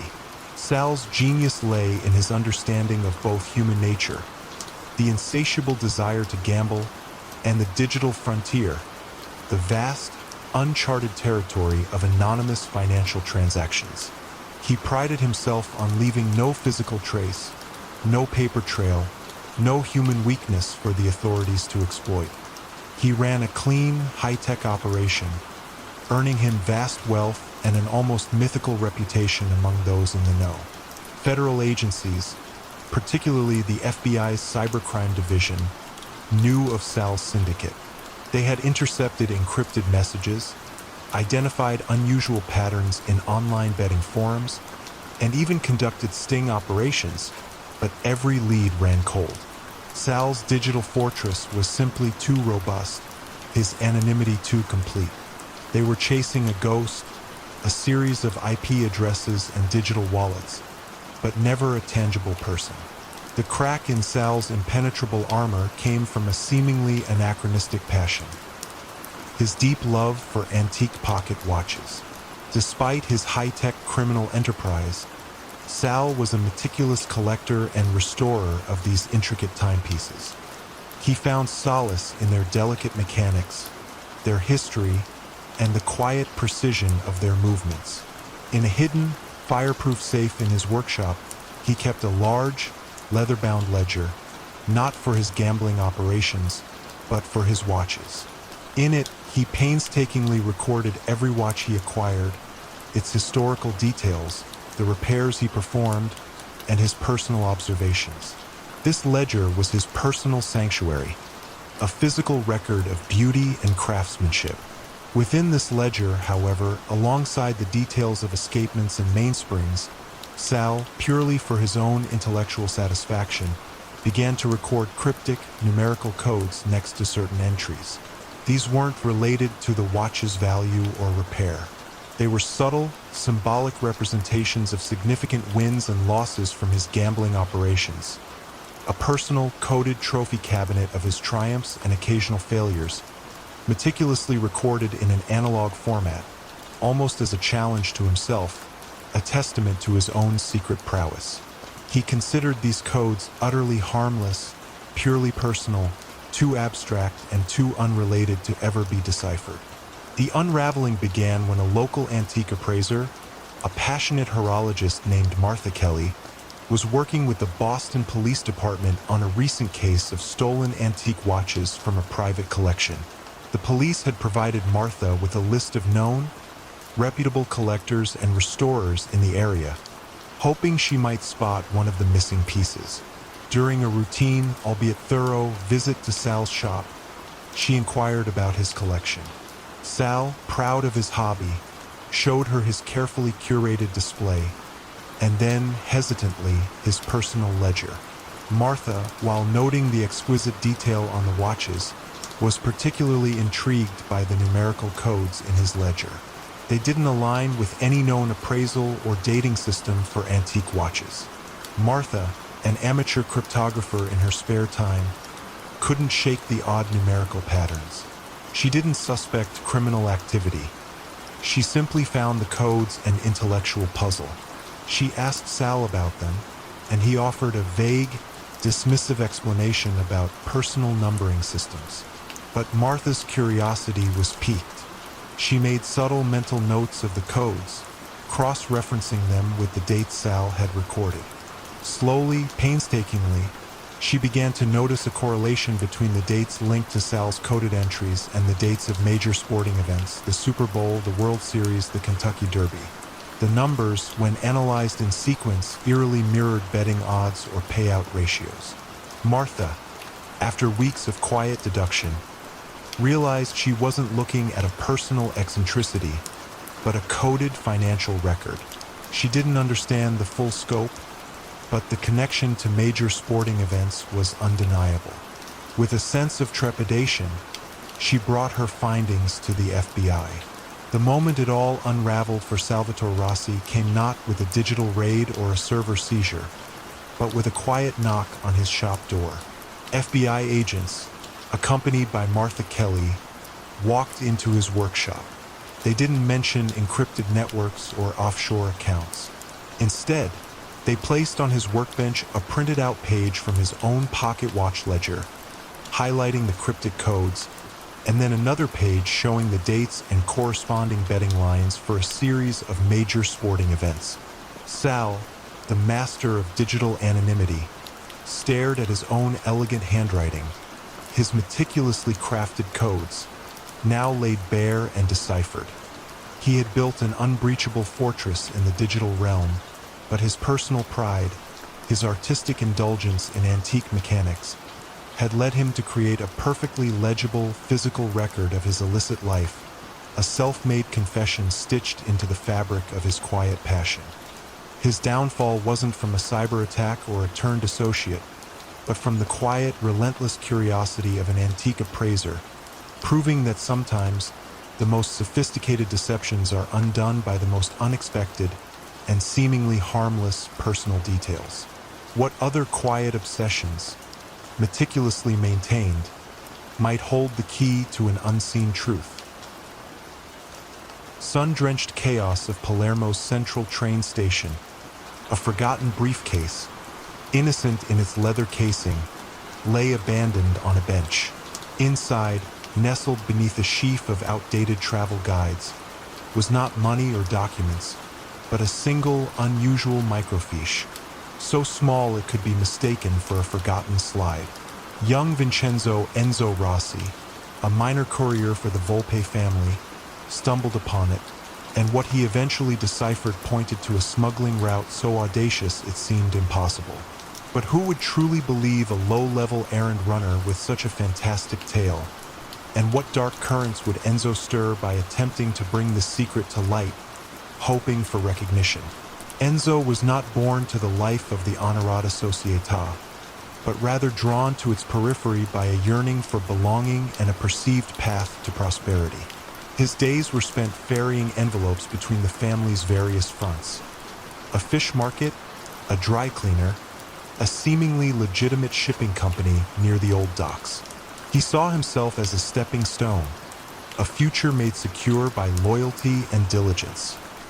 He admired the quiet authority of Don Carmine Volpe, a man whose presence, though rarely accompanied by overt displays of power, commanded absolute deference. The Don moved through Palermo like a shadow, unseen yet omnipresent, his decisions shaping fortunes and fates with a barely perceptible nod. The microfiche, however, was a deviation from Enzo's predictable routine. It became his secret project, a late-night puzzle under the weak glow of his bedside lamp. He used an old reader from his uncle's discarded office equipment, the kind used for architectural blueprints, and slowly, painstakingly, the blurred images on the screen resolved into maps. They weren't maps of Palermo, but of the ancient underground network of tunnels and catacombs beneath the city, traditionally thought to be mere tourist curiosities or forgotten relics. Except these maps had annotations, subtle lines connecting forgotten passages to disused warehouses near the harbor, to old fishing boats, and, most chillingly, to routes leading deep into the island's interior and beyond. This wasn't about local protection rackets or small-time gambling. This was a blueprint for a massive, multi-continental smuggling operation, likely narcotics or high-value contraband, utilizing Sicily's ancient bones as its clandestine arteries. Enzo's heart pounded with a mix of fear and exhilaration. He had stumbled upon something truly significant, something that could either elevate him or utterly destroy him. He saw it as an opportunity, a chance to prove his worth to the Dawn, to step out of the shadows of his mundane tasks. He imagined presenting this information, demonstrating his keen eye and loyalty, earning a place closer to the family's inner circle. He carefully copied fragments of the most revealing sections onto scraps of paper, hiding them amongst his mundane delivery documents. He decided to approach Don Volpe discreetly, subtly, during one of his rare direct interactions with the patriarch. His chance came a few weeks later. Enzo was tasked with delivering a package to the Don's villa, a grand, if slightly faded, estate overlooking the Tyrrhenian Sea. As he handed over the package in the Don's sun-drenched study, he casually mentioned, almost in passing, his fascination with Palermo's ancient underground. "It's remarkable, Don," Enzo said, his voice a little too eager. "How much history lies hidden beneath our feet. One could move an army down there, undetected." He watched the Don's face for a flicker of recognition, a sign that he understood the veiled implication. Don Volpe merely offered a slow, almost imperceptible nod, his eyes, like ancient coins, betraying no emotion. "Indeed, Enzo," the Don replied, his voice a gravelly murmur. "The past often holds more secrets than the present." That quiet exchange, that seemingly innocuous conversation, was the beginning of Enzo's unraveling. He thought he had been subtle, but Don Volpe, a man who had survived decades in the labyrinthine world of organized crime, understood the language of veiled threats and ambitious whispers. The Don hadn't needed Enzo to explain the microfiche. He knew what it was. The forgotten briefcase belonged to Franco Il Lupo Ferrara, a capo who oversaw the smuggling routes, a man known for his meticulous planning but also his occasional carelessness. Enzo's discovery wasn't a loyalty test. It was an internal leak, and the Don had no tolerance for leaks. Within days, Enzo noticed the change. The familiar faces at the fish market offered colder greetings. The calls for his courier services dwindled. His usual routes were subtly altered, sending him into increasingly remote and quiet corners of the city. He felt eyes on him, a sensation akin to the warmth of the Sicilian sun turning into the chilling touch of a winter wind. He tried to revisit the microfiche to confirm his findings, to perhaps even use them as leverage, but the briefcase, along with the microfiche, had vanished from his apartment. A quiet, clinical search had occurred, leaving no trace of forced entry, only the unsettling knowledge that his small, private world had been invaded. The tension in the air around Enzo became almost unbearable. He slept fitfully, haunted by the Don's impassive gaze, by the feeling of an unseen net slowly tightening around him. One evening, as he returned to his small apartment, the door slightly ajar, he hesitated. The air inside was still heavy. He remembered the Don's words about secrets and the chilling finality in his tone. He knew with a certainty that froze his blood that his perceived opportunity had become his death warrant. He turned, not entering his apartment, but melting back into the labyrinthine alleys of Palermo, a ghost attempting to outrun its own shadow. Vincenzo Rossi was never seen again in Palermo. His name became a whisper, then faded entirely. No violence, no dramatic pronouncements, just a quiet disappearance. The Volpe family's smuggling operation continued, undisturbed, perhaps even more secure. The echo of the empty harbor, however, resonated with the quiet tragedy of a young man who mistook a secret for a stepping stone and found only the profound, unforgiving silence of the deep. In the polished mahogany confines of his Wall Street office, Benjamin Astor, known in certain circles as Benny the Brief, had spent decades perfecting the art of turning illicit profits into legitimate fortunes for the Moretti crime family.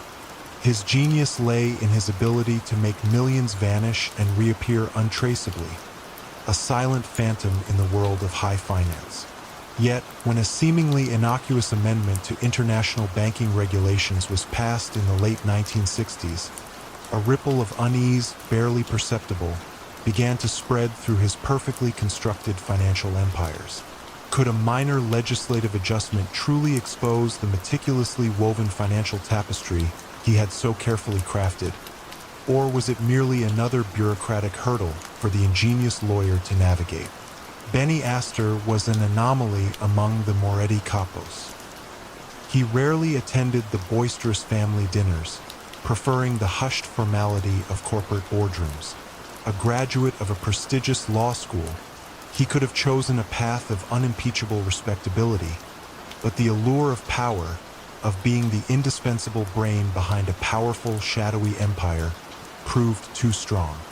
He was the consigliere, not in the traditional sense of a streetwise advisor, but as the family's legal architect, crafting impenetrable corporate structures and designing money laundering schemes so intricate they baffled seasoned auditors. He moved millions through Swiss accounts, Panamanian shell corporations, and legitimate-looking real estate ventures in Florida, each transaction a brushstroke in a masterwork of financial misdirection. Under his guidance, the Moretti family's illicit gains from gambling, loan sharking, and union racketeering flowed seamlessly into legitimate businesses, providing them with an aura of respectability and an ironclad financial foundation.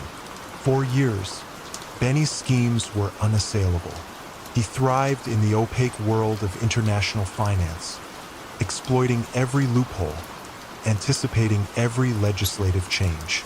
He advised Don Moretti to invest in publicly traded companies, to acquire legitimate construction firms, and to diversify their portfolio across various industries. This wasn't about traditional mob enforcement. It was about leveraging capital, expanding influence through economic might rather than brute force. He often reminded the Don, "Bullets make noise, Don. Money laundering, that's silent power. It's the kind of power that builds empires, not just territories." His methods of soft coercion were equally subtle. A perfectly timed lawsuit, a strategic buyout, an advantageous bankruptcy, all orchestrated to quietly eliminate rivals or absorb weaker businesses without a whisper of criminal intent. The new banking regulation, initially dismissed by many as bureaucratic red tape, was designed to increase transparency in international transactions, particularly those involving large sums and offshore accounts. Benny, ever vigilant, saw it as a minor inconvenience, a challenge to his ingenuity. He simply made his structures more complex, adding layers of trusts and holding companies, scattering ownership across more jurisdictions. He believed his system was now more robust, more invisible than ever before. He was confident, perhaps even complacent, in his intellectual superiority. Yet, a new, quietly tenacious assistant U.S. attorney named Evelyn Reed had just joined the Organized Crime Task Force in New York. Unlike her colleagues, who focused on wiretaps and informants, Evelyn possessed a background in financial law. She viewed the Mafia not just as street criminals, but as sophisticated financial enterprises. She started with a seemingly insignificant real estate deal in downtown Manhattan, a property acquired by a Moretti-affiliated construction company. There was nothing overtly illegal about the purchase, but Evelyn felt a subtle tremor in the financial records, an almost imperceptible irregularity in the funding source.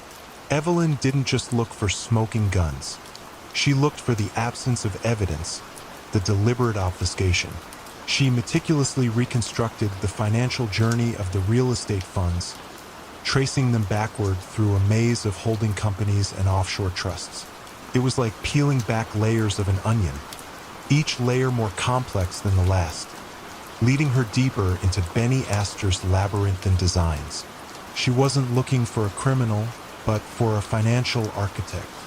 Her investigative team, initially skeptical, was drawn into her methodical pursuit, slowly realizing the brilliance and the audacity of the scheme. The turning point came when Evelyn discovered a specific type of irrevocable trust fund Benny had established years earlier, designed to shield assets from potential civil lawsuits.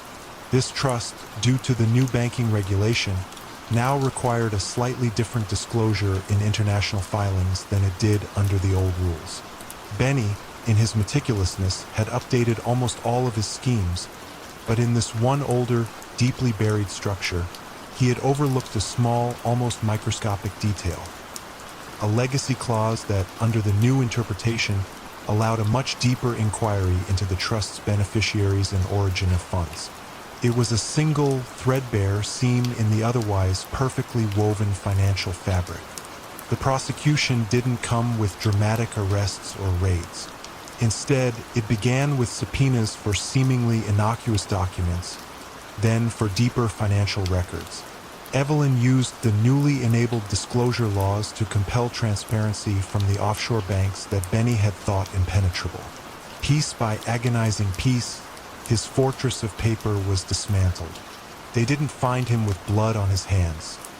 They found him buried under a mountain of financial fraud, racketeering, and money laundering charges, meticulously documented by his own hand. Benny Astor's downfall wasn't a sudden explosion, but a slow, calculated implosion. He faced the charges not from a street informer's testimony, but from the unyielding logic of his own financial architecture, turned against him by a prosecutor who understood its very foundations. He went to prison not for violence, but for the quiet, insidious power of his numbers. His brilliance, his pride, had led him to believe his creations were invincible, only to be undone by a single, overlooked detail in the relentless tide of evolving law. He became a cautionary tale, a testament to the idea that even the most elaborate designs can unravel, not with a bang, but with a whisper of oversight. Antonio the Barber Russo was a man of quiet reputation in the old neighborhoods of Brooklyn, his barbershop a hub for hushed conversations and veiled alliances for over 30 years. But when a new generation of ambitious young men, flush with the promise of easy money from a burgeoning international drug trade, began to challenge the unspoken rules of the old guard, Antonio found himself caught between loyalty to tradition and the undeniable pull of modern avarice. Could a man who lived by the ancient code of silence adapt to a world where loyalty was a commodity? Or would the whisper of change ultimately drown out his revered traditions? Antonio's barbershop wasn't merely a place for haircuts. It was a sanctuary, a confessional, and an unofficial parliament for the older members of the Benedetto family. Here, under the gentle snip of his scissors and the rhythmic swish of his badger hair brush, decisions were made, disputes were mediated, and the unwritten laws of their particular world were upheld. Antonio, with his neatly parted gray hair and his ever-present white coat, was more than just the barber.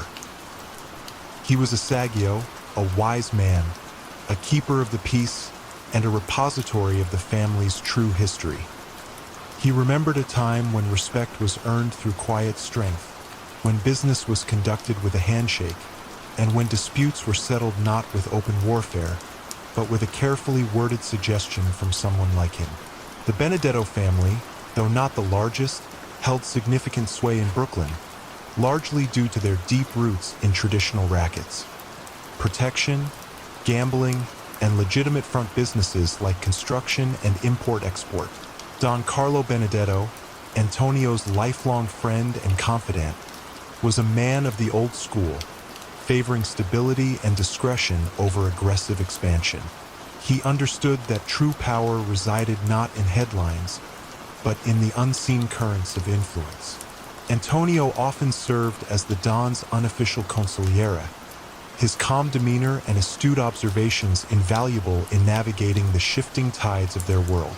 Their strategy was always one of quiet control, ensuring the family's longevity through careful management and minimal exposure. However, the late 1980s brought a different kind of ambition to the streets. The cocaine trade, with its immense profits and rapid turnover, attracted a younger, more ruthless element. Figures like Gino the Rocket Romano, a volatile and charismatic capo, began to openly question the Don's conservative approach. Gino saw the old ways as slow, inefficient, and limiting. He wanted to expand, to dominate, to rake in the astronomical sums that the drug trade promised, even if it meant disrupting the delicate balance the Benedettos had maintained for decades. He was dismissive of Antonio's quiet counsel, viewing it as outdated sentimentality. The barber talks of honor, Gino would sneer to his cohorts. While we're leaving millions on the table, the tension in the barber shop became palpable. The older men would speak in hushed tones, lamenting the erosion of respect, while Gino's crew, with their flashy cars and gaudy jewelry, would openly mock the traditions. Antonio tried to mediate, to remind Gino of the long-term consequences, of the inevitable scrutiny that massive, overt wealth from narcotics would attract. He spoke of the importance of loyalty, of the dangers of internal division. The strength of a family, Antonio once told Gino, his voice low, is not in how much it takes, but in how long it endures. Gino merely shrugged, his eyes alight with a hunger Antonio recognized as ultimately self-destructive. The turning point came when Gino, without the Don's explicit approval, muscled in on a rival family's drug shipment. The move was brazen, breaking long-standing peace accords and threatening to ignite a bloody territorial war. Don Carlo, faced with a direct challenge to his authority and the very foundations of his family's stability, called a meeting in the back room of Antonio's shop. The air was thick with smoke and unspoken grievances. As the arguments raged, with Gino defiantly defending his actions and the older capos pleading for caution, Antonio stood quietly in the corner, stroking his chin, his eyes observing every gesture, every nuance. He waited for the emotional storm to subside, then stepped forward. He didn't raise his voice. "Don Carlo," he began, his voice barely a whisper, yet it commanded immediate silence. "A family is like a good razor. It needs a sharp edge to be effective, yes, but it also needs a steady hand, or it will cut itself." He looked directly at Gino. "Your edge, Gino, is sharp. Too sharp, perhaps. threatens to cut us all. His words, quiet and profound, resonated deeply with the older members. Antonio then presented a solution, a subtle maneuver that had been forming in his mind for weeks. He suggested that Gino be given a seemingly lucrative opportunity to expand the drug trade in a peripheral, less contested territory, far from Brooklyn. This wouldn't be a demotion, but an expansion, positioning it as a reward for his ambition. What Gino didn't know was that this new territory was already under intense scrutiny by federal agents, a fact Antonio had quietly gleaned from his own network of informants in the local precinct. It was a classic poison chalice, a promotion designed to lead to an inevitable fall. Don Carlo, understanding the subtle genius of the plan, agreed.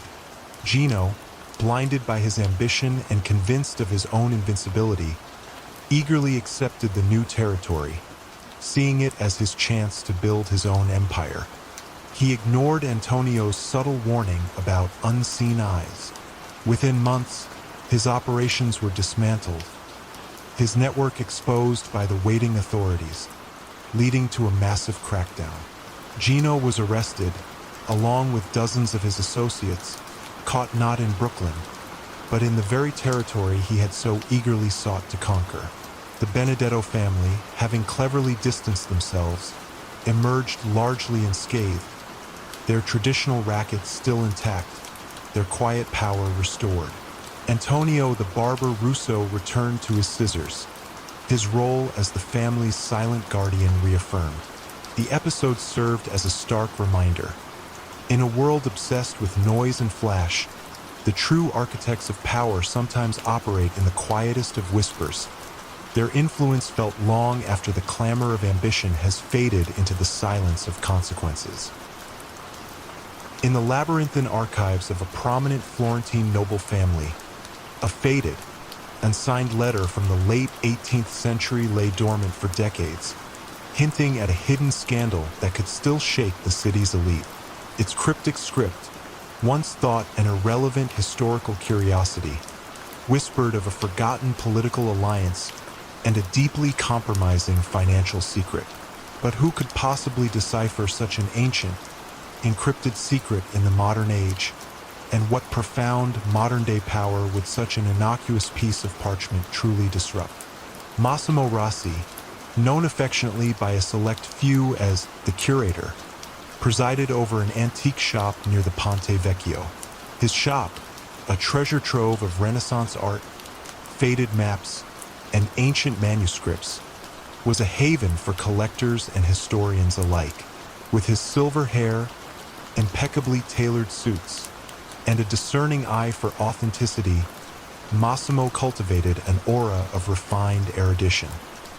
He was celebrated for his uncanny ability to find rare and historically significant pieces for his wealthy clientele, often at prices that seemed, at first glance, surprisingly low.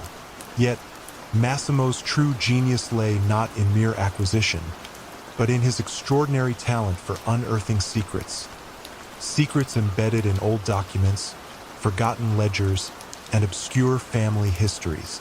These whispered indiscretions, once brought to light by Massimo, became potent instruments of soft coercion for the Ferraro family, the quiet power brokers of Florence. The Ferraro family, unlike the bombastic syndicates of other regions, operated with an almost invisible touch. Their power flowed through legitimate channels: construction contracts, tourism investments, and influence peddling in local politics. They didn't need overt displays of force.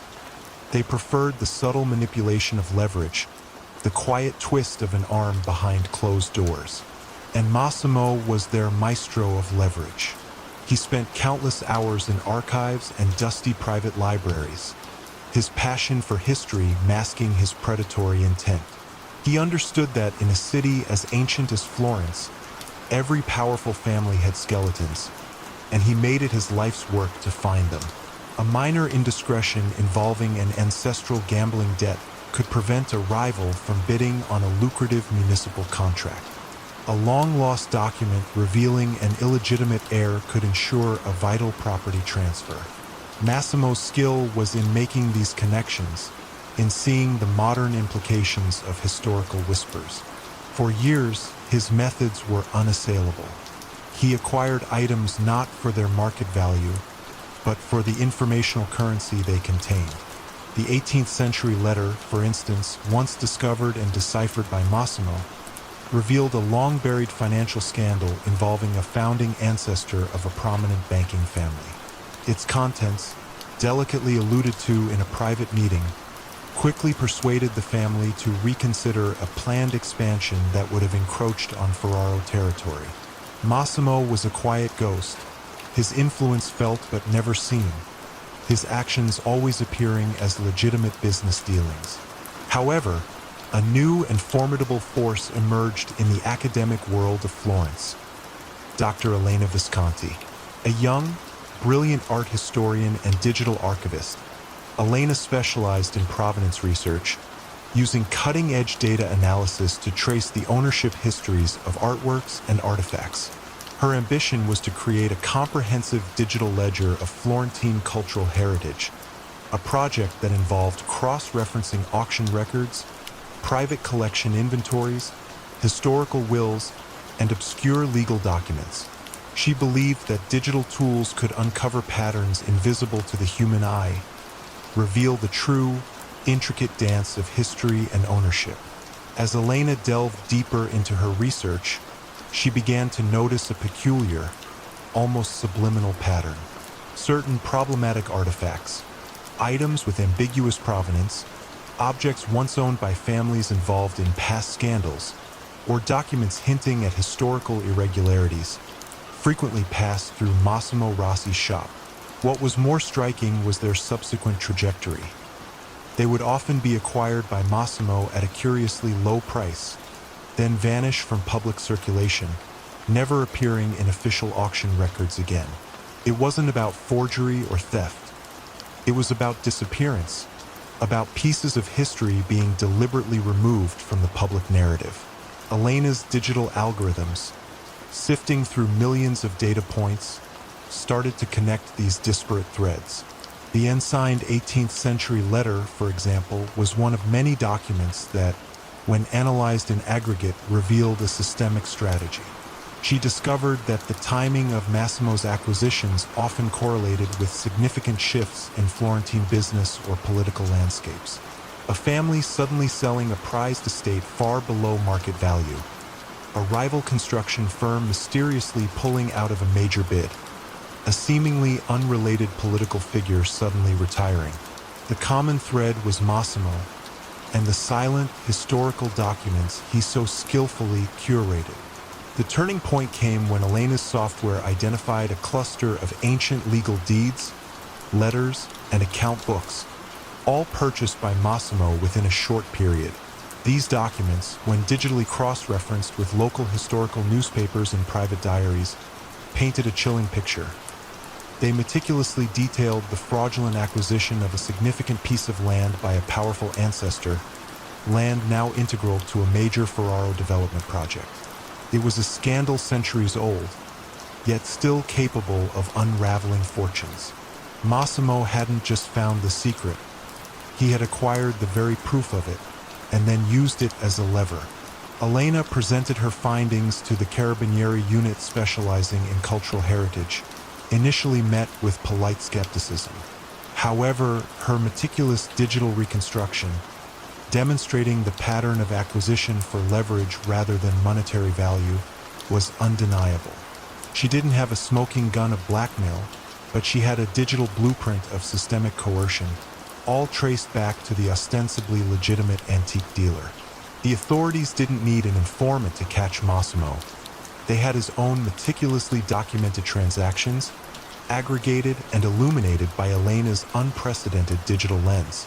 Massimo Rossi's downfall was not a dramatic confrontation in a dark alley, but a quiet, almost academic dismantling of his entire operation. The subtle power he wielded through unearthed historical secrets was exposed by the cold, impartial logic of data. His antique shop, once a repository of beauty and hidden power, became a crime scene of intellectual manipulation. Massimo, the man who believed he controlled history, found himself undone by its meticulous digital reconstruction. He went to prison not for violence, but for the weaponization of history itself, a poignant testament to the idea that even the most carefully guarded secrets, once digitized and analyzed, can eventually see the light.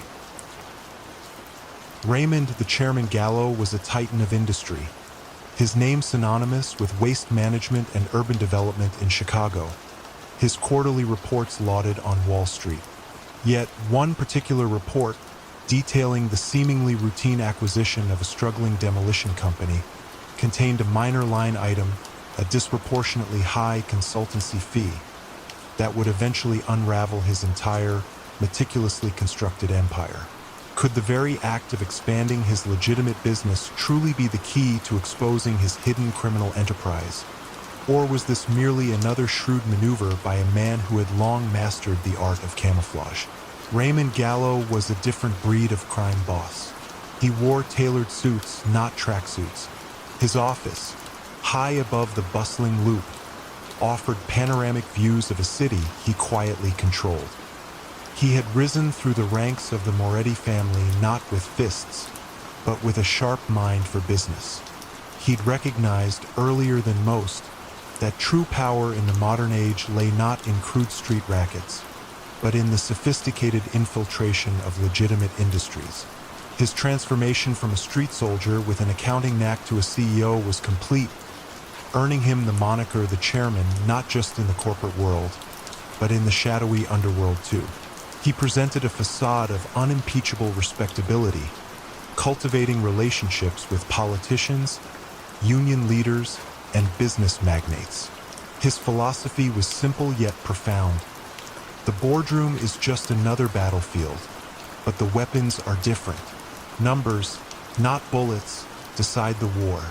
Under Gallo's stewardship, the Moretti family diversified. Their tentacles reached into municipal waste contracts, large-scale construction projects, and logistics. Money laundering wasn't an afterthought. It was an integrated part of their business model. Illicit gains from their legacy gambling and loan sharking operations were funneled through his network of legitimate companies, emerging as clean profits from waste disposal fees or inflated construction bids. He perfected soft coercion, subtly influencing bids, delaying permits for rivals, or orchestrating union disputes to ensure his companies always emerged victorious. You wouldn't see his men roughing up a competitor. You'd see a competitor's business slowly suffocated by administrative delays or unexpected inspections until they were forced to sell at a bargain price. For years, his system was impregnable. Auditors lauded his efficiency, investors praised his growth, and politicians gratefully accepted his generous campaign contributions. The legitimate operations grew so vast and complex that the illicit undercurrents became almost impossible to detect, hidden in plain sight. He had built a fortress of paperwork, each document seemingly legitimate, each transaction seemingly above board. He was a master illusionist, making millions of dirty dollars disappear into his corporate machine, only to reappear as pristine, taxable income. The seemingly innocuous acquisition of Clean Slate Demolition in 1998 was intended to streamline the Moretti family's control over construction projects. Clean Slate was a small, local company, known for its expertise but struggling financially. It was supposed to be a feeder for minor demolition work, allowing Gallo to funnel smaller, harder-to-track expenses and subcontracting fees through a controlled entity.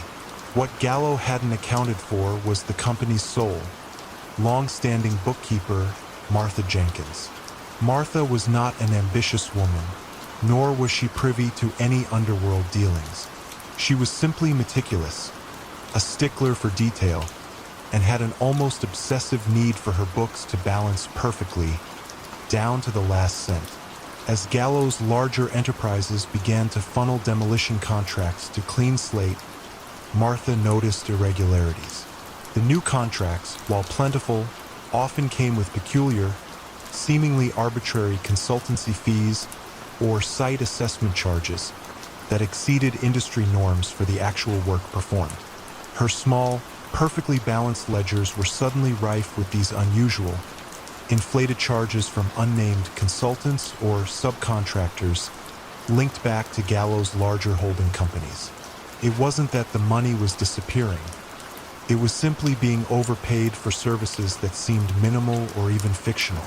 She initially thought it was a new, complex corporate accounting method, but her gut told her something was off. She asked questions, but received only vague, dismissive answers from the new management sent in by Gallo. Martha, concerned about the potential for future audits and the impact on Clean Slate's reputation, anonymously brought her carefully copied and annotated spreadsheets to a local FBI field office. She didn't allege Mafia activity. She simply reported what she saw as corporate fraud and questionable accounting practices. Her evidence, initially dismissed as the nitpicking of an overzealous bookkeeper, eventually landed on the desk of Agent David Miller, a financial investigator specializing in public sector corruption. Miller, accustomed to seeing large, complex frauds, was intrigued by the sheer precision of Martha's small-scale findings. The very meticulousness of Gallo's money laundering, reflected in the subtle overpayments that Martha observed, became its undoing. Agent Miller and his team began to follow the financial threads, meticulously reconstructing the flow of money, much like Benny Astor in our previous story. They discovered that the inflated consultancy fees weren't disappearing. They were being circulated through a complex web of shell companies, eventually returning to Gallo's main operations as legitimate income or used to bribe union officials and politicians. The acquisition of Clean Slate, meant to be a minor cog in Gallo's vast money laundering machine, instead became the machine's fatal flaw, a tiny pinhole that allowed light to penetrate the carefully constructed darkness. Raymond Gallo was eventually indicted not for murder or traditional racketeering, but for an array of sophisticated financial crimes: wire fraud, mail fraud, conspiracy to commit money laundering, and a host of lesser charges related to inflated contracts and illicit payments. His trial was a masterclass in financial forensics, with Agent Miller and his team presenting an overwhelming case built on Gallo's own meticulously kept, but ultimately revealing corporate records. The chairman was brought down not by a rival gang or an informant with a wire, but by the quiet diligence of a bookkeeper and the relentless pursuit of an agent who understood that crime, even when cloaked in corporate attire, always leaves a paper trail. His empire, built on the illusion of corporate prowess, crumbled not from a direct attack on his criminal activities, but from the exposure of fraudulent accounting within his most seemingly benign operations. The irony was palpable.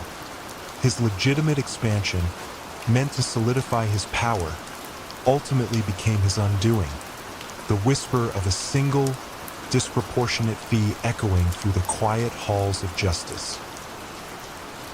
In the heart of the bustling New York harbor, where cranes swung their colossal loads and ships hummed with the promise of distant shores, Jimmy the longshoreman O'Connell held an undeniable, yet quiet, dominion over the docks. For 40 years, no cargo moved, no ship docked, no worker was hired without his tacit approval, a power built on loyalty and a delicate balance of favors rather than overt threats.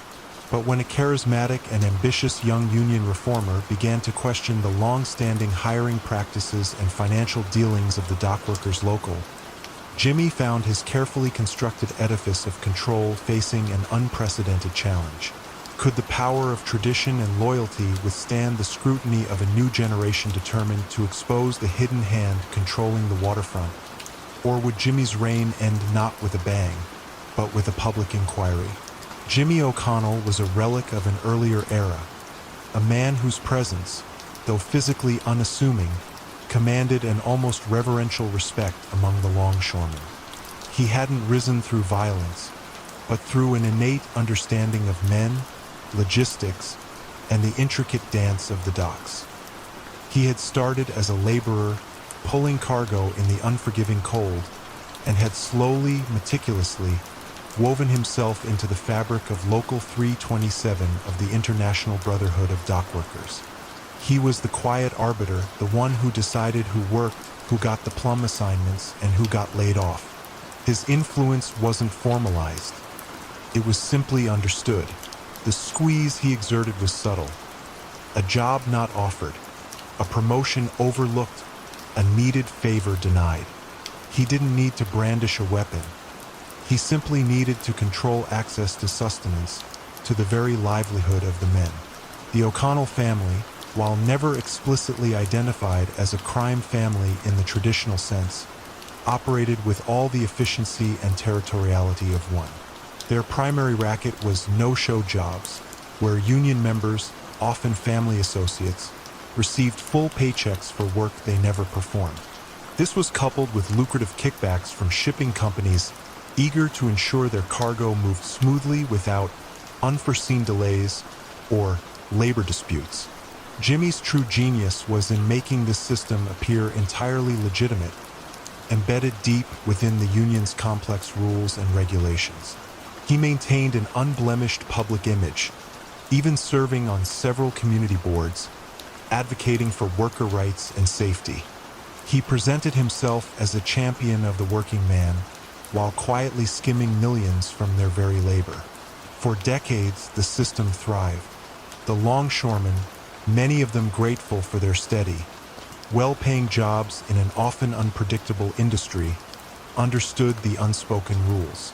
Loyalty to Jimmy meant security, a good pension, and a reliable income. Those who questioned the system often found themselves on the list of the overlooked. Their shifts cut, their prospects dimmed. The silence was not enforced by fear, but by a pervasive understanding of consequence. However, the early 2000s brought changes. The shipping industry became more globalized, more efficient, and less tolerant of entrenched inefficiencies. Into this evolving landscape stepped Mickey Finn, a returning veteran of the Iraq War, who, upon finding work on the docks, was appalled by the blatant cronyism and the prevalence of no-show jobs. Mickey was not intimidated by tradition or subtle threats. He possessed a fierce sense of justice and a pragmatic understanding of modern organizational structures. He saw the union not as a family, but as a corrupted institution failing its members. He began by asking inconvenient questions at local meetings, questioning the opaque financial reports, and openly challenging the process by which work assignments were made. Mickey's challenge wasn't a sudden, violent confrontation, but a slow, methodical chipping away at Jimmy's authority. He formed a small, dedicated group of reformers, using the internet and anonymous tip lines to gather information and expose discrepancies. He pointed out the exorbitant salaries of union officials for minimal work, the unexplained deficits in the pension fund, and the blatant favoritism in job allocations. His rhetoric was powerful because it appealed to the fundamental unfairness of the system, rather than relying on generalized accusations of criminality. He was exposing the truth that the longshoremen had tacitly accepted for years. The turning point came when Mickey painstakingly compiled a database of active union members and cross-referenced it with actual work logs and payroll records. What he found was staggering. Over 100 individuals on the payroll who had no discernible work history on the docks for years, yet collected full salaries and benefits. He published his findings anonymously on a local labor watchdog website, presenting irrefutable proof of the widespread no-show racket that had enriched Jimmy and his associates for decades. He didn't name Jimmy directly, but the implications were clear. The publication sparked outrage. Local newspapers picked up the story, and federal investigators, already aware of the whispers surrounding the docks, launched a full-scale inquiry into Local 327. The Department of Labor, working in conjunction with the FBI, began subpoenaing union records and interviewing longshoremen. The wall of silence, built on decades of loyalty and quiet fear, began to crack under the weight of public scrutiny and the promise of protection for whistleblowers. Jimmy O'Connell, the quiet architect of waterfront power, found his empire unraveling not from a rival's attack, but from the relentless pursuit of transparency. He was indicted not for murder, but for racketeering, embezzlement, and conspiracy.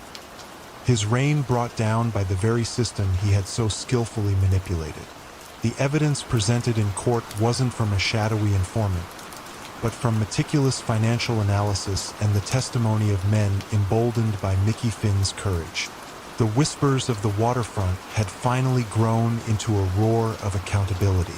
Jimmy's quiet dominion, once unshakable, had dissolved under the harsh glare of public exposure, proving that even the most deeply entrenched power can be brought to its knees by the determined pursuit of truth. Enzo Valenti, known reverently as the maestro among art connoisseurs, could discern the faintest brushstroke of a Renaissance master from a clever 20th century imitation with uncanny precision. His gallery, a haven of quiet elegance, housed works that flowed through the hands of the city's elite, often at surprisingly discreet prices. Yet, when a cutting-edge forensic art laboratory, using newly developed pigment analysis, began to revisit the provenance of certain recently discovered masterpieces, a silent tremor ran through the foundations of Enzo's perfectly curated world. How could a man whose entire reputation was built on his connoisseurship be undone by something as cold and impartial as scientific data? And what long-held secrets would his downfall expose? Enzo Valenti was a man born with an eye for beauty and a talent for restoration. From a humble background, he had trained under the finest conservators in Italy, mastering the delicate dance of bringing ancient canvases back to life. His hands, though calloused from years of careful work, moved with a surgeon's precision, and his mind held a vast catalog of artistic styles, historical pigments, and aging techniques. This rare combination of artistic genius and technical knowledge made him invaluable to the Contini family, one of Rome's most established yet discreet criminal syndicates. The Continis, eschewing overt violence, had long ago recognized that true power in modern Italy lay not in street corners, but in the quiet manipulation of cultural and financial assets. Enzo became their intellectual weapon, their art authenticator, their chief architect of deception. His role was multifaceted. He would acquire genuine, albeit less significant, pieces through legitimate channels, then subtly enhance them with elements or signatures that elevated their perceived value, all while maintaining an unblemished public reputation. More significantly, he served as the final arbiter for a sophisticated art forgery ring, blessing their best creations with his authentication, transforming expertly crafted fakes into highly sought-after lost masters. These pieces, once authenticated by Enzo, became perfect vehicles for the Contini family's money laundering operations. Millions in illicit funds from construction rackets, political graft, and discreet blackmail would flow through the purchase and resale of these artworks, emerging clean and untraceable. He also facilitated the quiet movement of stolen cultural patrimony, pieces that would mysteriously appear in private collections after being deemed irretrievably lost by authorities, only to later emerge in public sales, their origins obscured by layers of meticulously crafted paperwork and Enzo's personal endorsement. For years, Enzo's word was law in certain exclusive art circles. He understood that in the upper echelons of society, reputation was everything. He often used soft coercion to maintain his market and the Contini's influence. A wealthy industrialist might be subtly informed of a newly discovered Caravaggio, whose purchase would coincidentally smooth over a lingering planning permit issue with the city council, heavily influenced by the Contini family. Or a collector facing a tax audit might find a rare antiquity suddenly available, its acquisition offering a convenient explanation for a sudden influx of funds. Enzo made it seem like a privilege to participate in his exclusive market, not a thinly veiled transaction with the underworld. However, the late 1990s brought a revolution to art history, scientific forensics. Dr. Sofia Moretti, a brilliant young conservator at the newly founded Istituto di Conservazione e Restauro, was pioneering the use of advanced spectral imaging, mass spectrometry, and carbon dating to unlock the secrets of ancient art. Her goal was not to expose, but to preserve and accurately date historical artifacts. She approached art with the impartial rigor of a scientist, her instruments seeing what the human eye, no matter how trained, could not. Dr. Moretti's institute began a project to reevaluate several artworks whose provenance was uncertain, including a few that had passed through Enzo's gallery and bore his signature of authentication. One particular piece, a small Madonna and Child attributed to a lesser-known 15th century Sienese master, had always troubled her. Enzo had authenticated it as a rare early work, but something about the subtle glow of the colors felt anachronistic. Applying her new techniques, Dr. Moretti focused on the painting's pigments. Her analysis revealed trace elements of titanium white, a pigment not widely available until the early 20th century. The canvas, initially believed to be centuries old, showed microscopic signs of modern synthetic fibers. The varnish, expertly aged by Enzo, contained chemical compounds that did not align with a 15th century recipe. The findings were devastating. The painting was not a rare early work, but a masterfully crafted forgery. Dr. Moretti, initially seeking only to date and preserve, had stumbled upon a carefully constructed lie. Her report, detailing the irrefutable scientific evidence, did not directly accuse Enzo, but it called into question his entire body of work, specifically his unwavering certifications for a series of recently surfaced discoveries. The art world, once reverent, began to murmur. Federal agents from the Carabinieri Unit for the Protection of Cultural Heritage, already wary of the Contini family's burgeoning art interests, took notice. Enzo Valenti's downfall was not marked by a violent struggle in the streets, but by the quiet, methodical dismantling of his artistic illusions. The Carabinieri didn't need an informant. They simply followed the trail of scientifically disproven masterpieces and the financial transactions linked to them. His gallery was quietly raided, its inventory seized for forensic analysis. Enzo was arrested not for wielding a weapon, but for wielding a brush and a convincing story, his crimes cataloged not by eyewitnesses, but by the undeniable truths revealed by science. He faced charges of art fraud, money laundering, and the illicit trafficking of cultural goods. The Contini family's cultural cachet, once a shield, became a glaring target, their carefully cultivated image tarnished by the exposure of their art-based financial machinations. The maestro, once celebrated for his exquisite eye, found himself blinded by the cold, hard light of scientific truth. In the digital labyrinth of the late 1990s, where the nascent internet was just beginning to redefine global commerce, Marco the Phantom Bianchi was a pioneer, transforming the ancient art of money laundering into an invisible, algorithmic dance. His expertise lay in creating complex digital pathways, making millions in illicit funds from a global gambling syndicate vanish into the ethereal world of offshore servers and encrypted transactions. Yet, when a tiny, almost imperceptible anomaly appeared in the data flow of a seemingly legitimate online casino, a digital footprint no larger than a phantom echo, it began to attract the attention of a young, relentlessly curious cyberforensic analyst. Could this minute digital flaw, a mere whisper in the machine, truly bring down an empire built on the very anonymity of the internet, or was it merely a transient glitch in a system designed to be unhackable? Marco Bianchi was a prodigy of the digital age, a self-taught savant who could see patterns in data that others missed. He possessed a keen understanding of network architecture, encryption, and the burgeoning world of digital finance. Unlike the old-world mobsters who relied on cash and physical transfers, Marco operated from the silent, air-conditioned hum of server farms, his hands dancing across keyboards, his mind building intricate digital mazes. He was the ghost in the machine for the Lombardi family, a European syndicate rapidly expanding its reach into the global online gambling market. The Lombardis, quick to adapt, recognized that the internet offered unparalleled opportunities for both revenue and stealth, and Marco was their quiet, indispensable architect.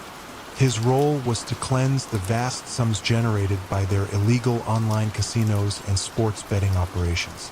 He created layers of shell companies, registered in jurisdictions with lax financial regulations, and then used sophisticated algorithms to shuffle money between them through microtransactions, digital currency exchanges, and online payment processors. The funds would flow through a dozen countries in a matter of hours, making them virtually untraceable. He also implemented soft coercion in the digital realm, strategically timed DDoS attacks to cripple rival online platforms, subtle manipulation of odds to favor Lombardi-backed ventures, or the quiet harvesting of competitor data to gain an unfair advantage. His methods were elegant, efficient, and left no discernible physical trace. For years, Marco's system was flawless. He moved billions, turning illicit digital currency into legitimate investments in technology startups, luxury real estate, and global e-commerce ventures. He was convinced that the sheer volume and complexity of his digital fortress would make it impossible to penetrate. He often boasted to Don Lombardi, "A bullet leaves a hole, Don, but a line of code, it just disappears, like smoke." He believed in the absolute anonymity of the internet, the ultimate shield for his operations. However, the rapid growth of cybercrime also led to the rise of specialized digital policing. Dr. Anya Sharma, a brilliant young cyberforensic analyst at Europol, was obsessed with identifying patterns in seemingly random data. She believed that even the most sophisticated digital criminals left behind an information exhaust, small, consistent anomalies that, when aggregated, could reveal a hidden signature. Her team, initially focused on cyberterrorism, began to branch out into online financial crime, looking for the digital fingerprints of large-scale money laundering.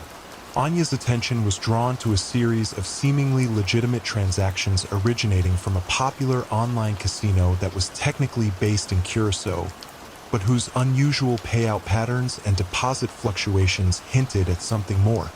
Her custom-built algorithms, designed to detect statistical outliers in financial data, flagged a peculiar, consistent timing anomaly. A small percentage of transactions, particularly those involving transfers to a specific cluster of offshore crypto wallets, consistently occurred within a precise 3-second window at the end of every hour, just before the system's automated internal audit initiated. It was a digital tick, a subtle cadence that should not have existed in a truly random system. This 3-second window Marco had designed as a tiny, almost imperceptible buffer for his automated money-shuffling scripts to execute, ensuring they cleared before internal logs were finalized. He had thought it too small, too fast to be noticed. Anya's initial findings were dismissed as statistical noise. How could a 3-second window be significant in billions of transactions? But Anya persisted, correlating this timing anomaly with other, equally subtle irregularities. Unusual IP address cascades, repetitive patterns in non-critical metadata, and identical encryption key fragments used across disparate, legitimate entities. She wasn't looking for a single breach. She was looking for a pattern of deliberate, systemic digital choreography. Her work was like piecing together a vast, invisible jigsaw puzzle, each fragment a mere whisper in the machine, but together forming a coherent, damning picture. The turning point came when Anya's team linked these timing anomalies to a series of ghost accounts that process payments to shell companies ostensibly involved in tech investments. By following the metadata trail, they discovered that these tech companies, on paper, were flourishing, yet had no discernible employees, no physical offices beyond virtual addresses, and no genuine market activity beyond receiving large, regular transfers from the Curacao casino. The entire infrastructure was a digital phantom. Marco Bianchi's downfall wasn't a sudden raid on a back-alley gambling den, but a quiet, methodical unraveling of his digital fortress. Europol, armed with Anya's irrefutable data, coordinated an international takedown, freezing accounts across multiple jurisdictions and seizing servers that housed the very algorithms Marco had so painstakingly crafted. He was arrested not with a weapon in his hand, but with a laptop on his desk, his empire exposed not by an informant's testimony, but by the cold, precise logic of his own digital footprints. He faced charges of money laundering, racketeering, and conspiracy, his belief in the internet's ultimate anonymity shattered by a relentless analyst who understood that even in the most complex digital landscapes, every ghost leaves an echo. The maestro of muted colors may have been undone by titanium white, but the ghost in the machine was brought down by a 3-second digital tick, a stark reminder that even in the most ethereal of empires, meticulous patterns, no matter how subtle, will eventually be seen. Along the rugged, windswept coast of County Cork, where ancient castles cast long shadows over turbulent seas, Daniel "Danny Boy" Gallagher was more than just a fisherman. He was the silent king of the smuggling routes. For over half a century, his fleet of weathered trawlers, ostensibly hauling cod and mackerel, instead carried a far more lucrative cargo: illicit spirits, untaxed tobacco, and occasionally precious artifacts, all moved with an almost mystical stealth through the treacherous Irish waters. But when a determined young customs officer, burdened by personal tragedy, began to meticulously cross-reference local shipping manifests with satellite imagery of fishing vessel movements, Danny's impenetrable network suddenly faced an unforeseen threat. Could the ancient art of seafaring deception truly withstand the relentless gaze of modern surveillance? Or would the emerald thread of his illicit trade finally be severed by a data analyst's calculated pursuit? Danny Gallagher was a man carved from the very rock of the Irish coast, his face weathered by salt and wind, his eyes as blue and deep as the Atlantic. He spoke little, but his reputation preceded him, stretching from the small fishing villages of Ireland to the bustling docks of Liverpool and beyond. He had inherited his smuggling routes from his father, who had inherited them from his own, a lineage tracing back to the days of the penal laws. His methods were old school, relying on intimate knowledge of tides, currents, and hidden coves, but also on a network of fiercely loyal family and friends. He wasn't violent, but his quiet authority ensured absolute obedience. Disloyalty was not met with bullets, but with the cold, silent shunning of an entire community, a fate often worse than any physical threat. The Gallagher family's primary enterprise was the illicit importation and distribution of untaxed goods, primarily alcohol and tobacco, for a vast network of pubs and underground distributors across Ireland and the UK. This was a low-risk, high-reward operation, far from the brutal world of narcotics. Their coercion was social and economic. They provided jobs in a region often struggling with unemployment, offered credit when banks wouldn't, and quietly supported local charities. In return, they received unwavering loyalty and the collective silence of a community that benefited from their illicit trade. Danny's fleet of fishing trawlers, outwardly legitimate, were modified with hidden compartments and sophisticated radar evasion technology. Their routes were meticulously planned, timed with shifts in patrol patterns and designed to hug the coastlines, blending in with legitimate fishing traffic. For decades, Danny's system was a seamless operation, a ghost ship sailing just below the radar. He was a master of misdirection, using false manifests, decoy vessels, and encrypted radio communications to orchestrate his intricate ballet on the high seas. He embodied the spirit of the old Irish saying, "What the eye doesn't see, the heart doesn't grieve over." However, a new face arrived at the regional customs office. Inspector Fiona Kelly. Fiona was not from the coast. She was a Dublin transplant, a sharp, analytical mind haunted by the recent loss of her younger brother to a counterfeit alcohol poisoning incident, a tragedy directly linked to an illicit smuggling ring. She approached her work with a quiet, burning determination, her focus not on grand arrests, but on dismantling the networks that allowed such dangerous goods to proliferate. She was particularly drawn to the consistently high catch records of certain fishing vessels operating out of County Cork, vessels whose reported hauls seemed disproportionately large for their size and crew, yet whose actual time at sea didn't always align with the most productive fishing grounds. Fiona started with data. She combined publicly available shipping manifests, lists of what cargo ships were supposed to be carrying, with satellite AIS, automatic identification system, data, which tracked the real-time movements of every vessel over a certain tonnage. She also utilized a new, experimental algorithm that could detect subtle, anomalous patterns in vessel speeds and trajectories, deviations that might indicate unusual stops or rendezvous points at sea. It was like charting the invisible currents of the ocean, looking for a single unnatural ripple. Her initial findings were inconclusive, a sea of legitimate data with only tiny, almost unidentifiable anomalies. But Fiona persisted, fueled by her personal mission.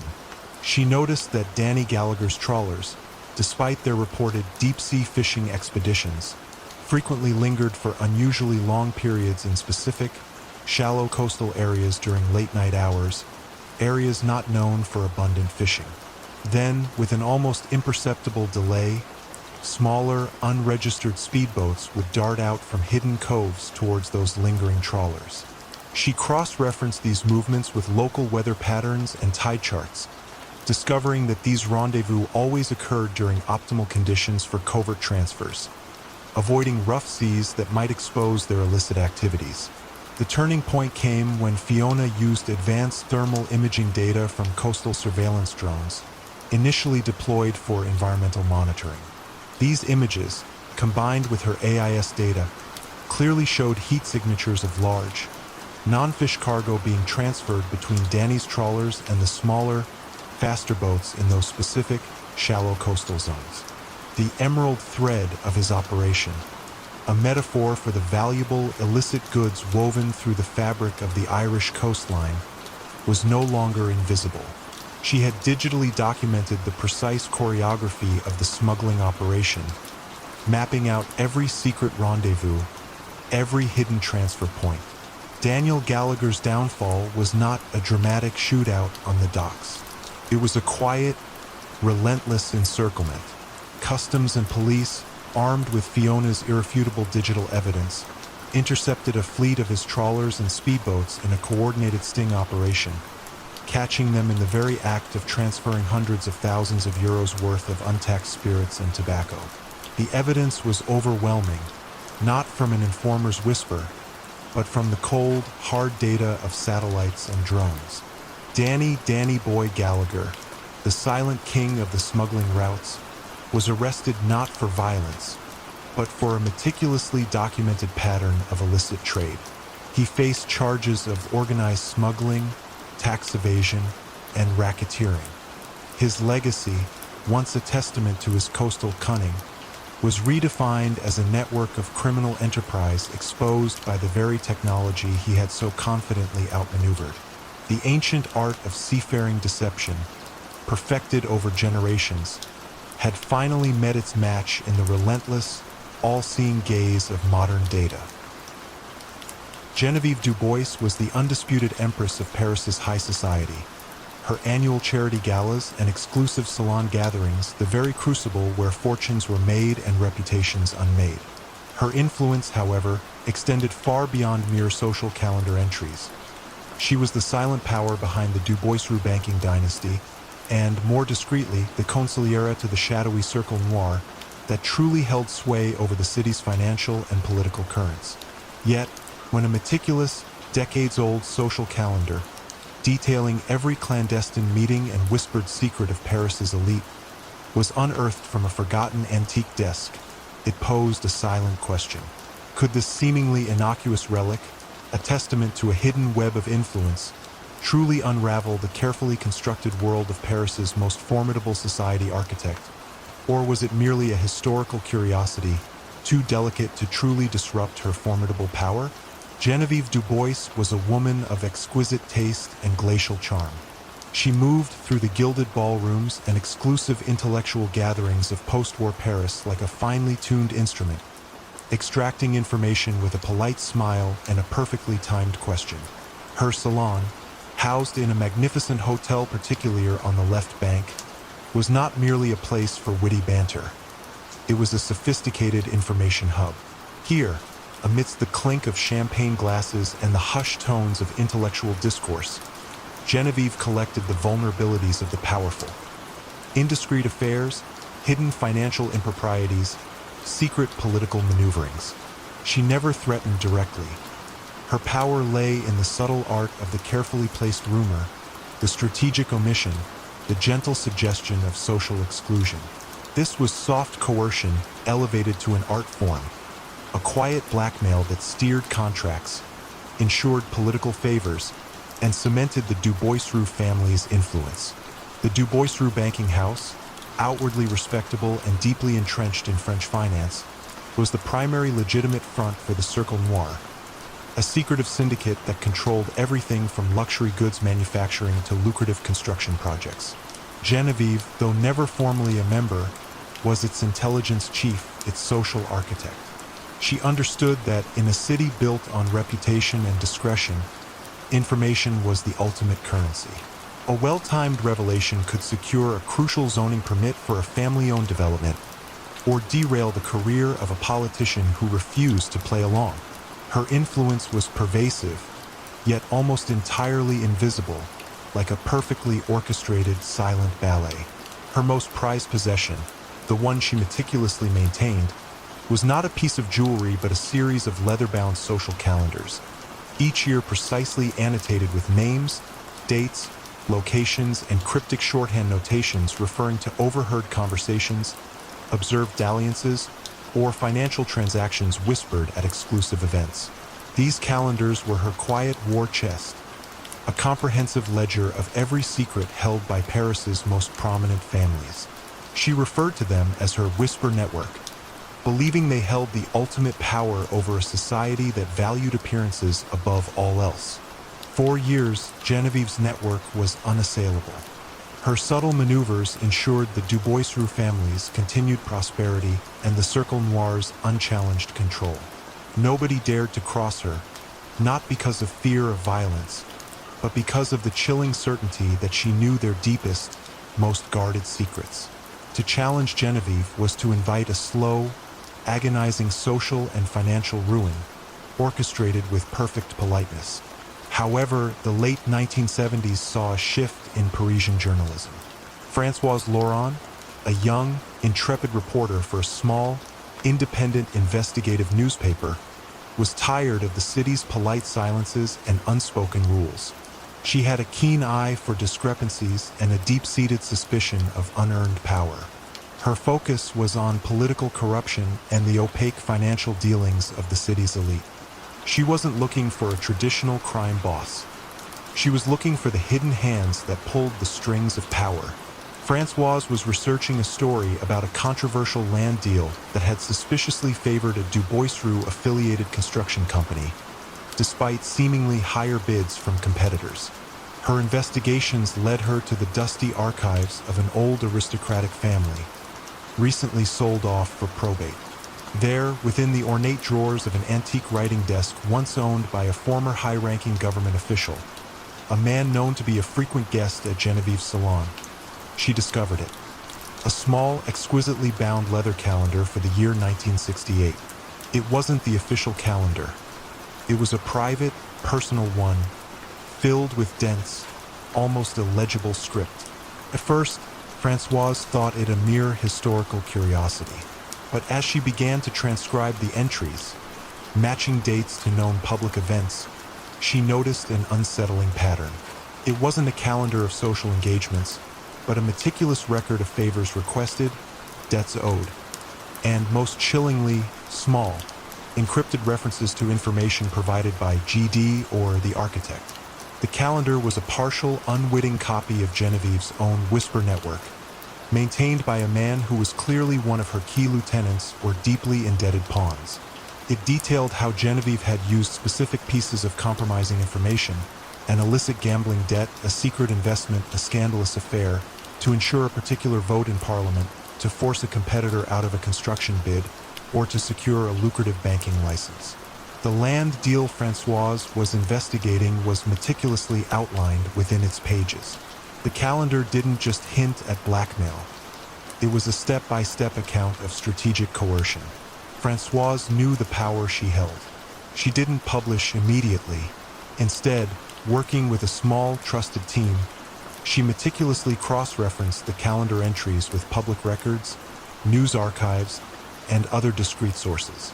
Each entry, once a whispered secret, was now a potential thread in a vast tapestry of manipulation.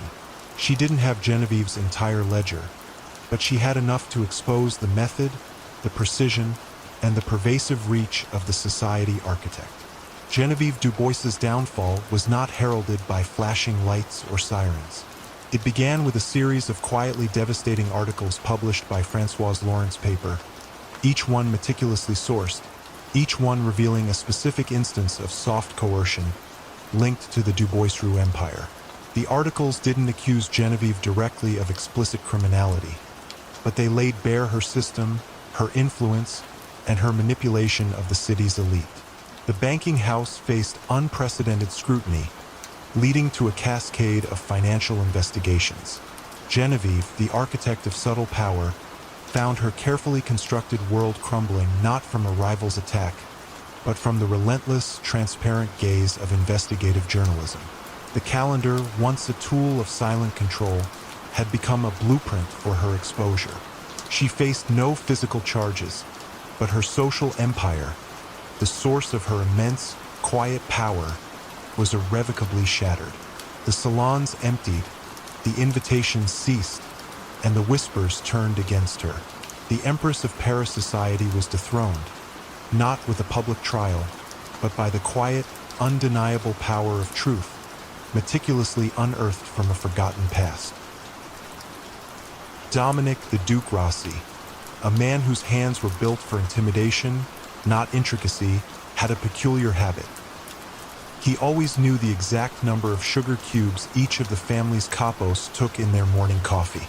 Yet, when the usually consistent 2-cube ritual of Angelo, the architect Mancini inexplicably shifted to 3, day after day, a subtle tremor ran through Dominic's perfectly ordered world. Could such a small, personal change truly signify a betrayal brewing deep within the rigid structure of the Valenti crime family? Or was it merely a trivial alteration in a man's daily habit? And what insidious plot would this seemingly insignificant detail ultimately expose? Dominic wasn't a man of words. He was a man of presence. His towering physique and a reputation for quiet, unwavering loyalty had earned him his place as the personal enforcer and driver for Don Sal Valenti, the patriarch of one of Boston's oldest and most formidable crime families. While others schemed and whispered, Dominic watched. He saw everything.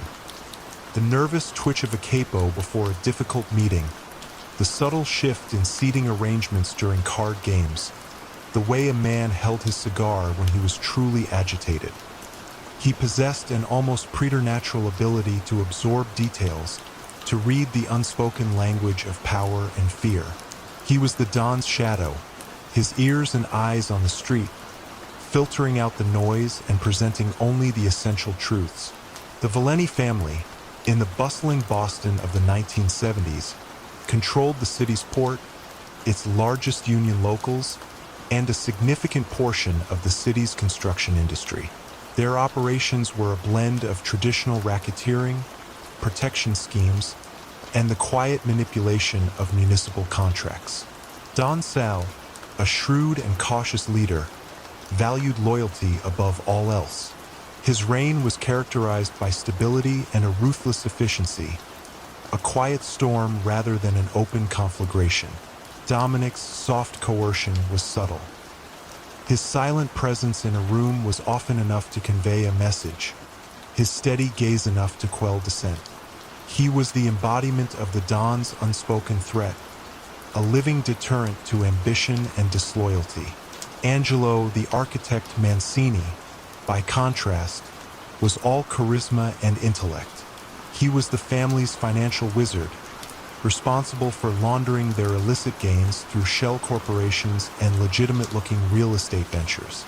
He was respected for his cunning and his ability to navigate the complex world of finance, often seen as the modern face of the Valenti organization.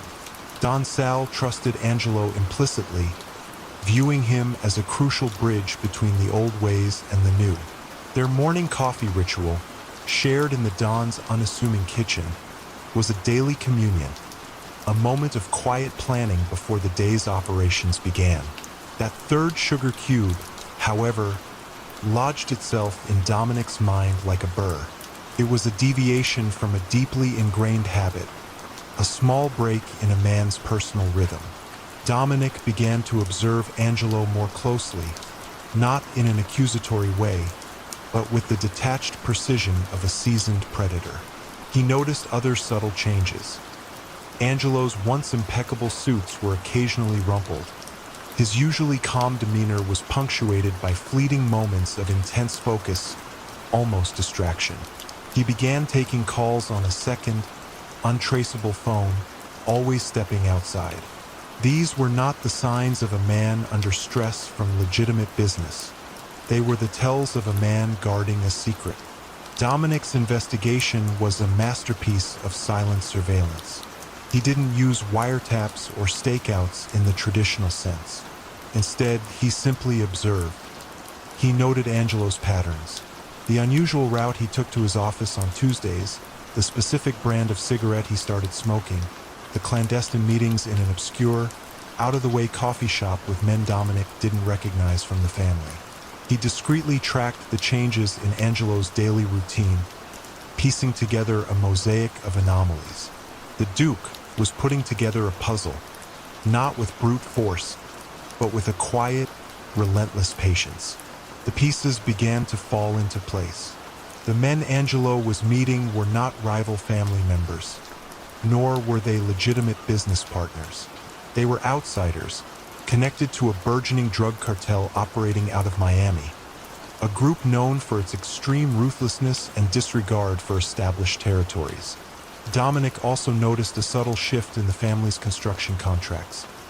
Several smaller, yet lucrative projects seemed to be slipping away from Valenti control, subtly diverted to newly formed, independent companies with no clear ties to the family, but a curious pattern of association with Angelo's newfound contacts. Angelo wasn't just siphoning funds. He was systematically building a parallel enterprise, a new syndicate, using his knowledge of the Valenti family's operations to weaken them from within. His ambition, once channeled into the family's prosperity, had morphed into a quiet, calculated betrayal, preparing for a full-scale takeover or, worse, a devastating exit. Dominic gathered his observations, not on paper, but in his meticulously organized mind. He waited for the opportune moment, when the Don was alone and receptive. He spoke in short, clipped sentences, presenting a litany of small, seemingly insignificant details. The third sugar cube, the rumpled suit, the secondary phone, the rendezvous, the quietly diverted contracts. He didn't offer theories. He merely presented the facts, a steady stream of undeniable observations that painted a chilling picture of Angelo's quiet treachery. Don Sal listened, his face impassive, his eyes betraying no emotion. He knew Dominic's word was gold, untainted by personal ambition or animosity. The Don understood the gravity of the betrayal, not a challenge to his life, but a direct assault on the very foundation of his power, loyalty, and financial control. Angelo, the architect Mancini, vanished from Boston's financial scene within days. His real estate ventures faced sudden, devastating audits. His offshore accounts, meticulously exposed by Dominic's quiet intelligence, were frozen. He became a cautionary tale, a ghost in the annals of the Valenti family. His ambition brought to ruin not by a bullet, but by the relentless observation of a silent enforcer. Dominic, the Duke Rossi, returned to his post by Don Sal's side. His presence once again a quiet, unwavering symbol of vigilance. The world of the Valenti family continued its silent, powerful dance, secured by the fact that even the smallest deviation, the most subtle change in routine, would never escape the watchful eyes of its most unassuming protector.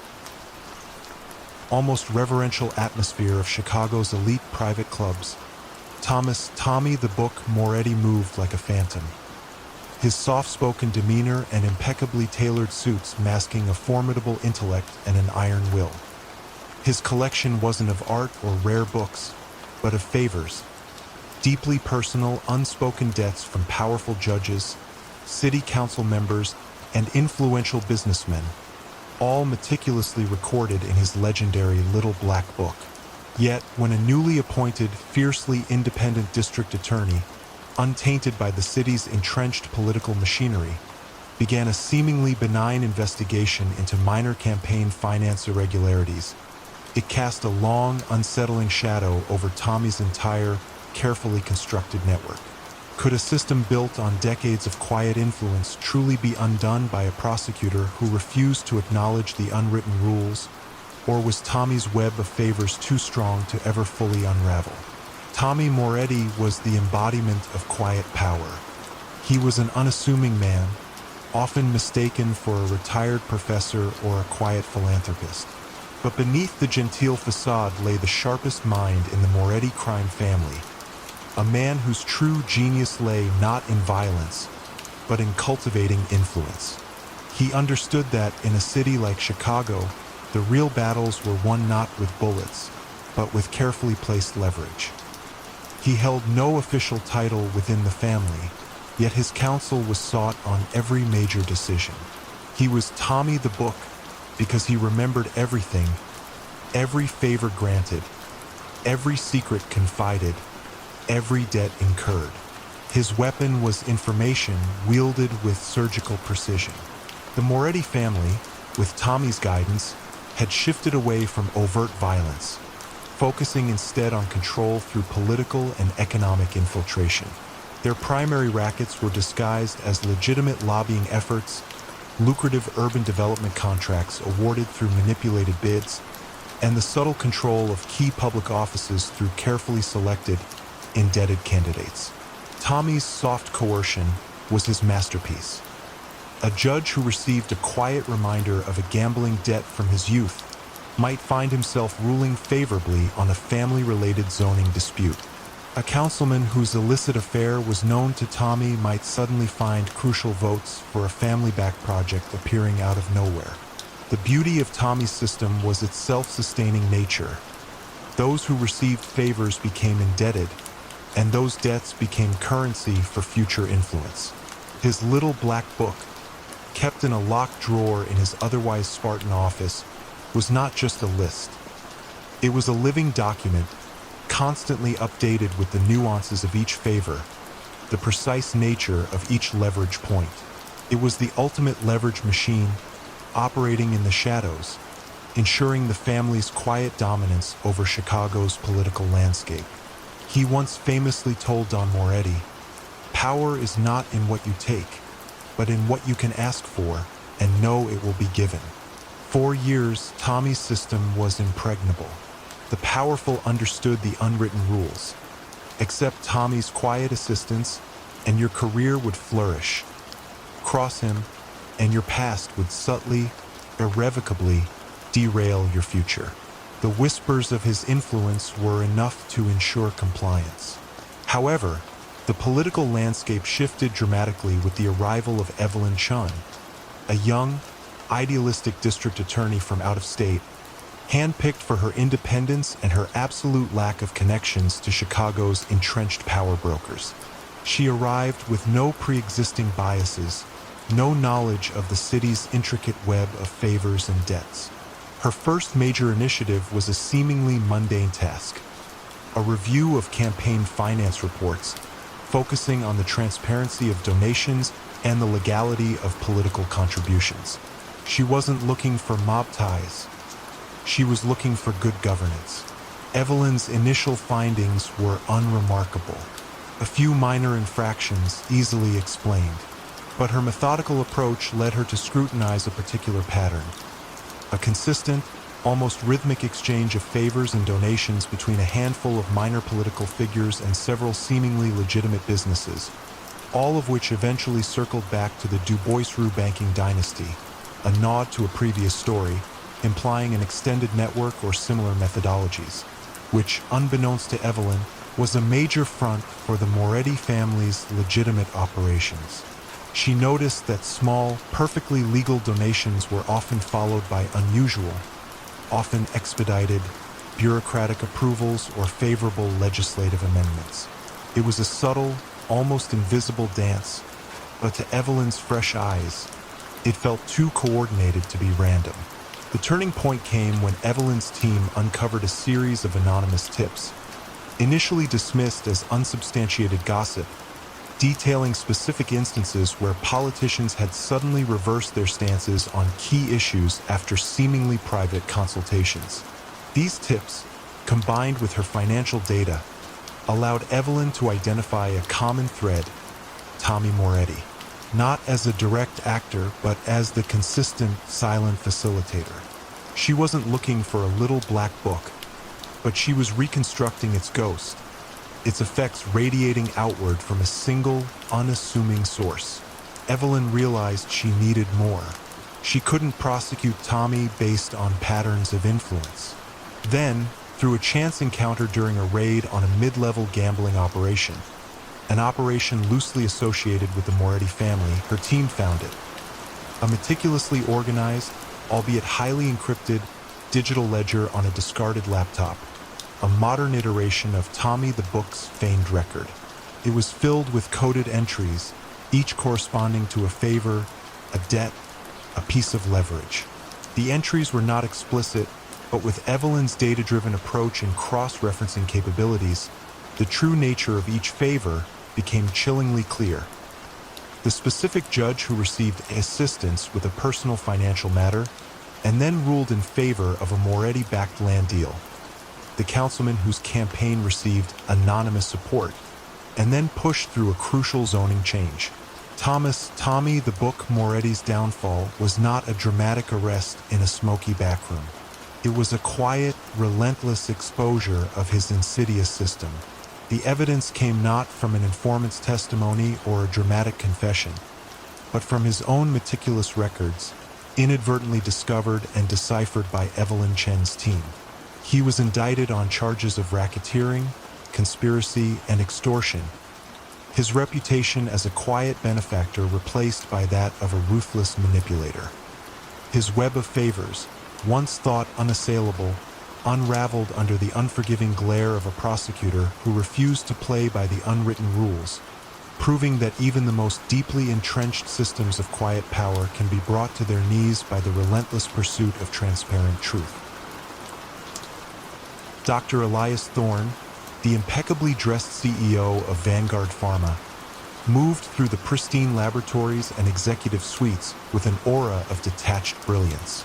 His company, a celebrated innovator in life-saving medications, was hailed for its philanthropic endeavors, sponsoring clinics and donating drugs to underserved communities. Yet, beneath this glittering facade of medical advancement, Thorne was the clandestine architect of a far more sinister network for the Serpent's Coil Syndicate, manipulating drug supplies and prices with a surgical precision that left no fingerprints. But when a brilliant young epidemiologist, driven by a personal quest for public health justice, began to trace the inexplicable surges in prescription rates and regional drug shortages, a silent question arose. Could the very system designed to heal be so subtly corrupted? And what bitter medicine would expose the true illness at the heart of Vanguard Pharma? Elias Thorne was a man of paradoxes, a qualified physician and a prodigious chemist, He could have dedicated his life to pure research. Instead, he chose the boardroom, recognizing that true power lay in controlling the flow of essential goods. He had a chillingly pragmatic view. Health is a commodity, and control over that commodity is control over life itself. He was the serpent's coil's strategic mastermind, transforming their illicit profits from shadowy dealings into legitimate control over a vital industry. Vanguard Pharma was their jewel, a company built on a foundation of scientific achievement and ethical manipulation. Thorne's method of soft coercion was insidious. He didn't threaten doctors. He offered them coveted research grants, speaking fees, and fast-track positions on prestigious medical boards. Hospitals that cooperated with Vanguard's preferred drug lists received generous donations of expensive, cutting-edge equipment. He subtly discredited rival, often cheaper generic medications through carefully crafted studies, or by orchestrating minor, temporary supply chain issues that made them seem unreliable. The true goal was always to create dependency on Vanguard's proprietary, high-profit drugs, irrespective of their comparative efficacy or cost. For years, Thorne's system was untouchable. His quarterly reports were glowing, his public image impeccable. Vanguard Pharma was lauded in financial and medical journals alike. The subtle manipulation was buried deep within the complex layers of pharmaceutical distribution, insurance formularies, and medical guidelines, an invisible disease in the body of public health. However, Dr. Lena Petrov, a newly appointed epidemiologist at the Centers for Disease Control and Prevention, CDC, had a different perspective. Her focus was on population health trends, specifically unexplained regional variations in disease prevalence, treatment outcomes, and drug accessibility. Lena had lost her grandmother due to an unexpected shortage of an essential, low-cost heart medication, a shortage that miraculously resolved itself once a far more expensive alternative became the only option. She carried that experience as a quiet fuel for her relentless pursuit of data-driven truth. Lena's team was tasked with analyzing national prescription data to identify potential public health disparities. While crunching numbers, she began to notice a peculiar recurring pattern. In certain geographical regions, a sudden, inexplicable supply chain disruption would occur for a specific generic medication, often a widely used low-cost drug. These disruptions were always attributed to vague manufacturing issues or distribution logistics. What was truly striking was that within weeks of these generic drug shortages, there would be a statistically significant spike in prescriptions for a different, much more expensive proprietary drug, invariably a Vanguard Pharma product designed to treat the same condition. Furthermore, these disruption zones often coincided with areas where Vanguard had recently conducted extensive physician education initiatives or made substantial community health grants. Lena's initial reports were met with skepticism. Supply chain issues were common. Pharmaceutical companies conducted physician outreach all the time. But Lena couldn't shake the feeling that the timing and the correlation were too perfect to be mere coincidence. She developed a complex algorithm to map these disruption zones against Vanguard's marketing spend, donation patterns, and even the travel logs of its regional sales representatives. She was not just looking for a single anomaly. She was tracing a ghost, a systemic manipulation that left no direct, obvious criminal footprint. The turning point came when Lena's algorithm identified a direct link between Vanguard Pharma's seemingly innocuous patient assistance programs in specific regions and the timing of these generic drug shortages. These programs, ostensibly designed to help patients afford high-cost drugs, would frequently launch just weeks before the generic alternatives became unavailable. Her analysis revealed that Vanguard was not merely responding to shortages. They were creating the market conditions that made their expensive drugs the only viable option.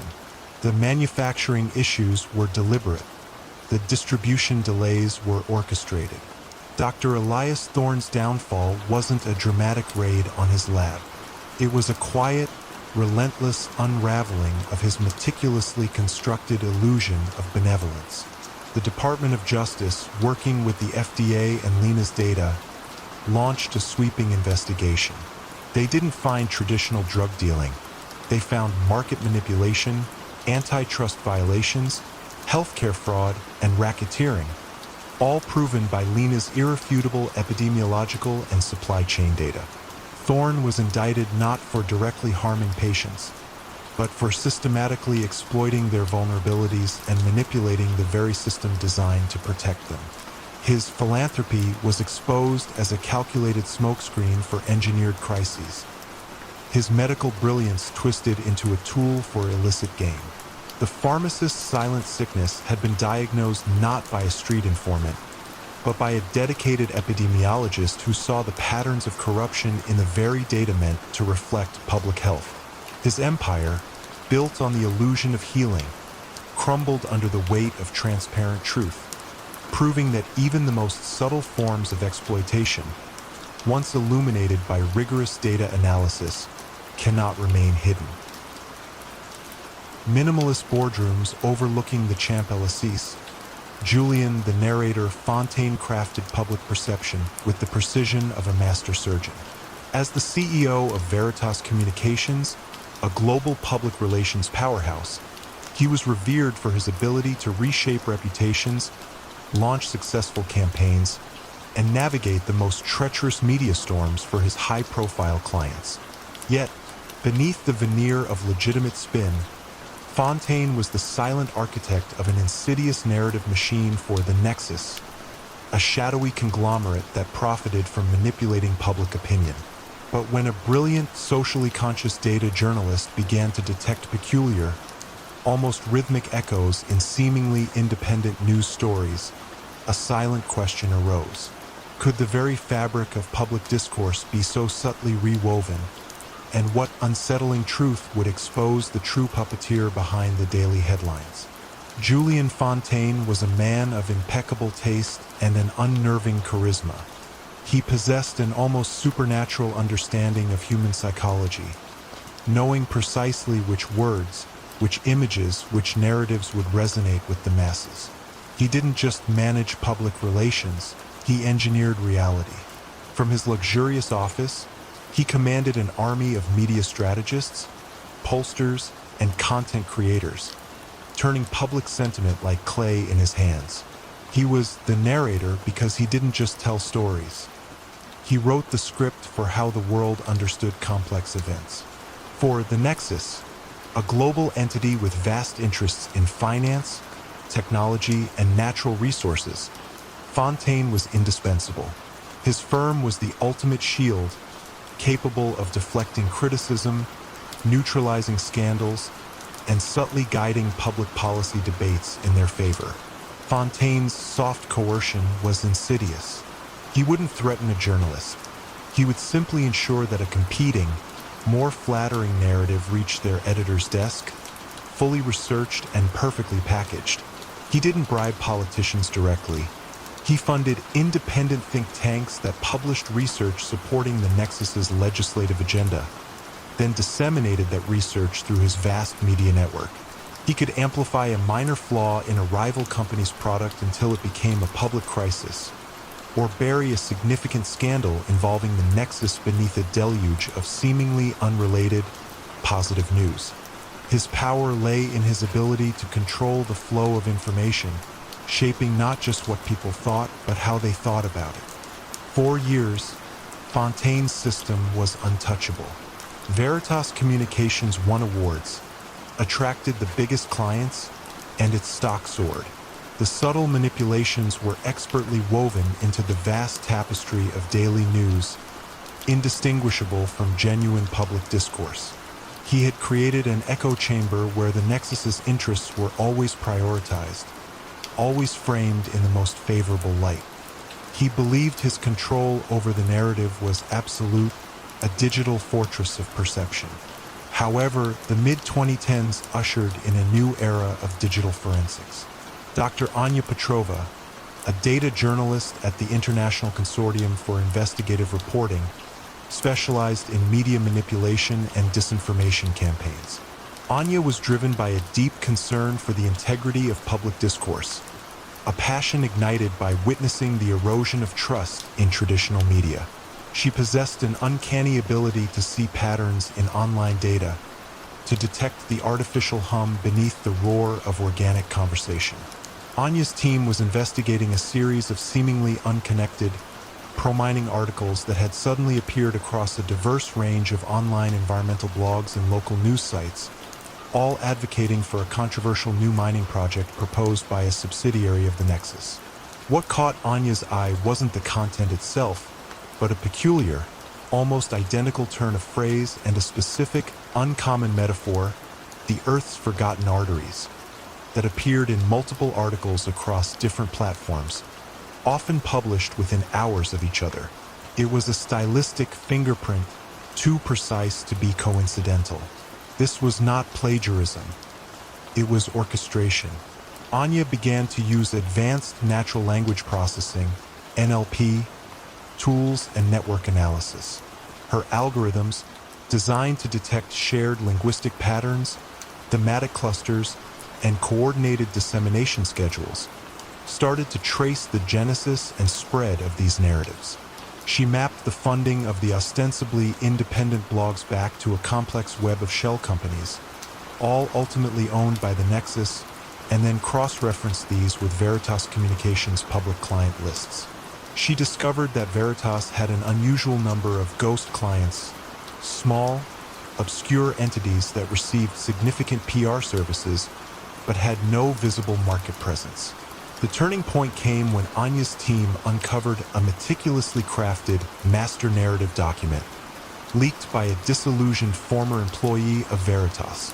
This document outlined a long-term strategy for subtly influencing public opinion on all of the Nexus's major projects, prescribing specific keywords, emotional triggers, and even fabricated grassroots movements. More chillingly, the leak revealed a sophisticated AI-driven content generation system within Veritas, capable of producing hundreds of subtly varied articles, social media posts, and even comments section contributions, all designed to mimic organic, human-generated content. The system even had a feedback loop, adjusting its narratives based on real-time public reaction. The narrator wasn't just directing, he was automating the manipulation of truth. Julian, the narrator Fontaine's downfall, wasn't a dramatic exposé on a major news network. It began with a series of in-depth, data-rich investigative reports published by Anya Petrova's consortium. These reports, backed by irrefutable NLP analysis, network maps, and the leaked master narrative document, laid bare the entire automated disinformation campaign. They didn't just expose a single scandal. They revealed the systemic, algorithmic manipulation of public opinion on a global scale, all orchestrated by Veritas Communications for the Nexus. The public outcry was immense. Regulatory bodies, armed with Anya's evidence, launched investigations into market manipulation, consumer fraud, and violations of ethical journalism standards.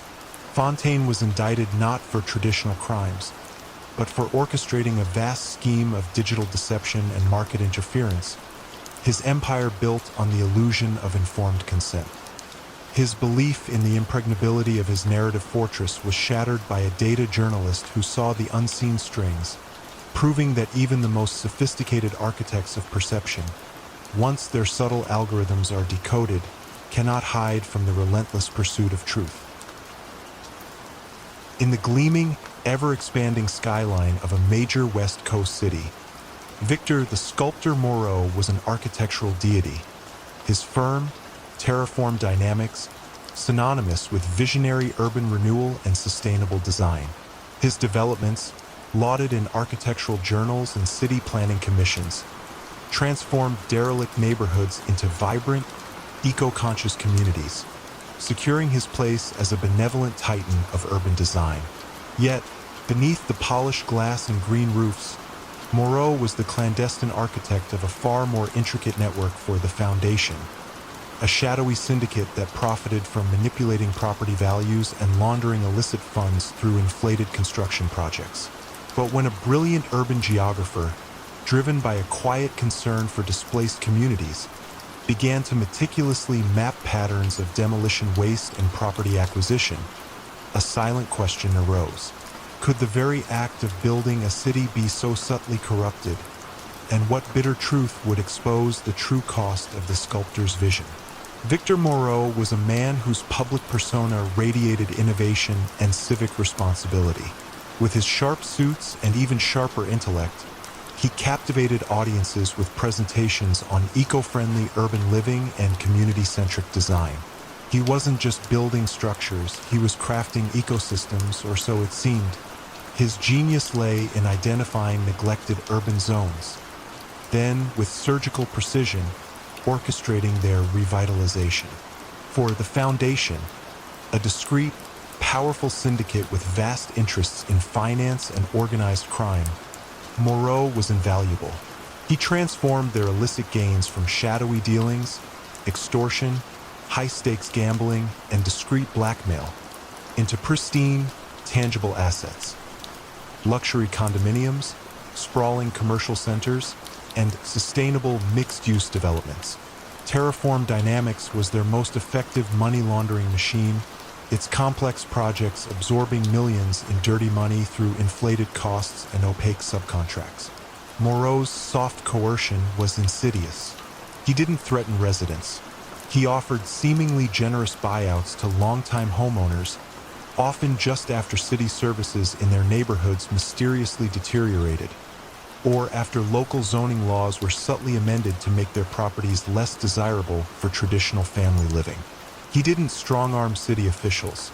He provided expert consultations for urban planning initiatives, made substantial, anonymous donations to local charities, and funded independent studies that invariably supported his firm's development proposals. He could ensure a controversial rezoning passed with minimal public resistance, or secure an expedited environmental waiver for a project that would otherwise face years of scrutiny. His power lay in his ability to manipulate the very processes of urban governance, making his personal ambition appear as public good. For years, Moreau's system was impregnable. Terraform Dynamics received accolades, attracted significant investment, and its projects consistently came in on budget despite their immense scale. The subtle manipulations were buried deep within thousands of pages of architectural blueprints, environmental impact assessments, and municipal planning documents, an invisible disease in the heart of urban progress. He believed his control over the city's future was absolute, a concrete fortress of perception. However, the mid-2010s saw the rise of advanced geographic information systems, GIS, and data analytics in urban studies. Dr. Maya Khan, an urban geographer at a local university, was dedicating her career to understanding the social impact of rapid gentrification. Maya was driven by a deep concern for the displacement of vulnerable communities, a passion ignited by witnessing her own childhood neighborhood transformed beyond recognition. She possessed an uncanny ability to merge disparate data sets, revealing patterns that were invisible to the casual observer. Maya's team was investigating a series of rapid urban redevelopments across the city, focusing on the displacement of low-income and ethnic minority populations. While crunching numbers, she began to notice a peculiar, recurring pattern. A cluster of demolition projects, all managed by Terraform Dynamics, consistently generated an inexplicably high volume of hazardous demolition waste. These reports, buried in municipal waste manifests, described millions of tons of material requiring specialized, expensive disposal. What was truly striking was that many of these demolition sites were, by all historical accounts, former residential or commercial buildings with no known history of industrial activity or toxic material storage. Yet, the reported waste was consistently categorized as requiring maximum security hazardous waste protocols. Maya's initial reports, suggesting an anomaly in waste disposal, were met with bureaucratic shrugs. Old buildings can hide many things, she was told, but Maya persisted, correlating these toxic demolition sites with Terraform Dynamics property acquisition timelines and the precise demographic changes in those neighborhoods. She developed a complex GIS model that mapped historical land use, property ownership, and waste disposal records. Her model revealed that the highest volumes of hazardous waste removal, with their correspondingly inflated disposal costs, often occurred in areas where Terraform Dynamics had acquired properties at surprisingly low prices. The turning point came when Maya's algorithm identified a direct link between these inflated, hazardous waste removal costs and a series of environmental mitigation grants that Terraform Dynamics had received from city and state coffers. These grants, ostensibly designed to clean up genuinely polluted sites, were being siphoned off for the disposal of non-existent hazardous materials from clean sites. Her analysis revealed that Moreau was not merely responding to environmental concerns. He was creating the illusion of them, using the inflated costs of toxic waste removal as a perfect, untraceable channel for money laundering, effectively turning clean land into dirty money. The hazardous label was a meticulously engineered fiction, designed to justify exorbitant costs and obscure illicit financial flows. Moreau was indicted not for directly harming people, but for systematically exploiting urban policy and manipulating environmental regulations for illicit gain. His sustainable developments were exposed as calculated smokescreens for elaborate financial schemes. His architectural brilliance twisted into a tool for environmental deception and criminal profit.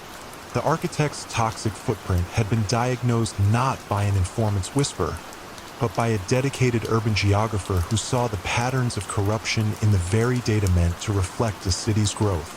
His empire, built on the illusion of progress, crumbled under the weight of transparent truth, proving that even the most subtle forms of exploitation, once illuminated by rigorous data analysis, cannot remain hidden, even if buried under tons of fictional toxic waste. Opulent world of the global elite, Arthur the Whisper Broker Finch moved with an almost ethereal grace. His private concierge service, Concierge Elite, a byword for unparalleled discretion and problem solving. From securing impossible-to-get reservations to discreetly managing delicate personal crises, Finch was the silent guardian of his clients' perfect facades. Yet, when a brilliant computational sociologist began to detect a peculiar rhythm in the sudden, inexplicable downfalls of seemingly untouchable public figures, a silent question arose. Could the very system designed to protect reputations be subtly weaponized? And what chilling truth would expose the true cost of the Whisper Broker's exquisite service? Arthur Finch was a connoisseur of secrets. With his impeccable manners, encyclopedic knowledge of high society, and an almost preternatural ability to anticipate needs, he was the confidant to billionaires, politicians, and celebrities.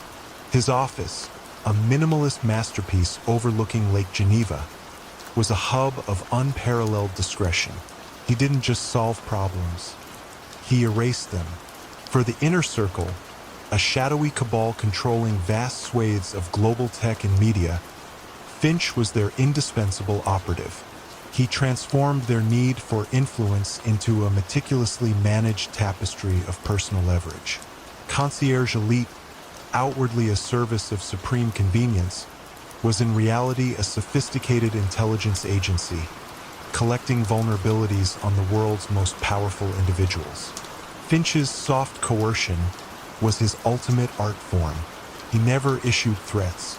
Instead, when a client resisted the inner circle's agenda, perhaps refusing to sell a company at a discount or voting against a desired policy, Finch would simply facilitate unfortunate coincidences. An anonymous tip to a gossip blog about a minor financial indiscretion, a strategically leaked photograph hinting at an illicit affair, or a sudden, well-timed public scrutiny of a past business dealing. These weren't direct attacks. They were subtle, reputational skirmishes, carefully orchestrated to apply maximum pressure without leaving a trace of Finch's involvement. His power lay in his ability to make these fabricated, organic events seem like the natural, inevitable consequences of his targets' own lives. For years, Finch's system was unassailable. His clients, even those subtly coerced, rarely connected their misfortunes directly to Concierge Elite. The service was too useful, too discreet, and the coercion too gentle to ever be proven.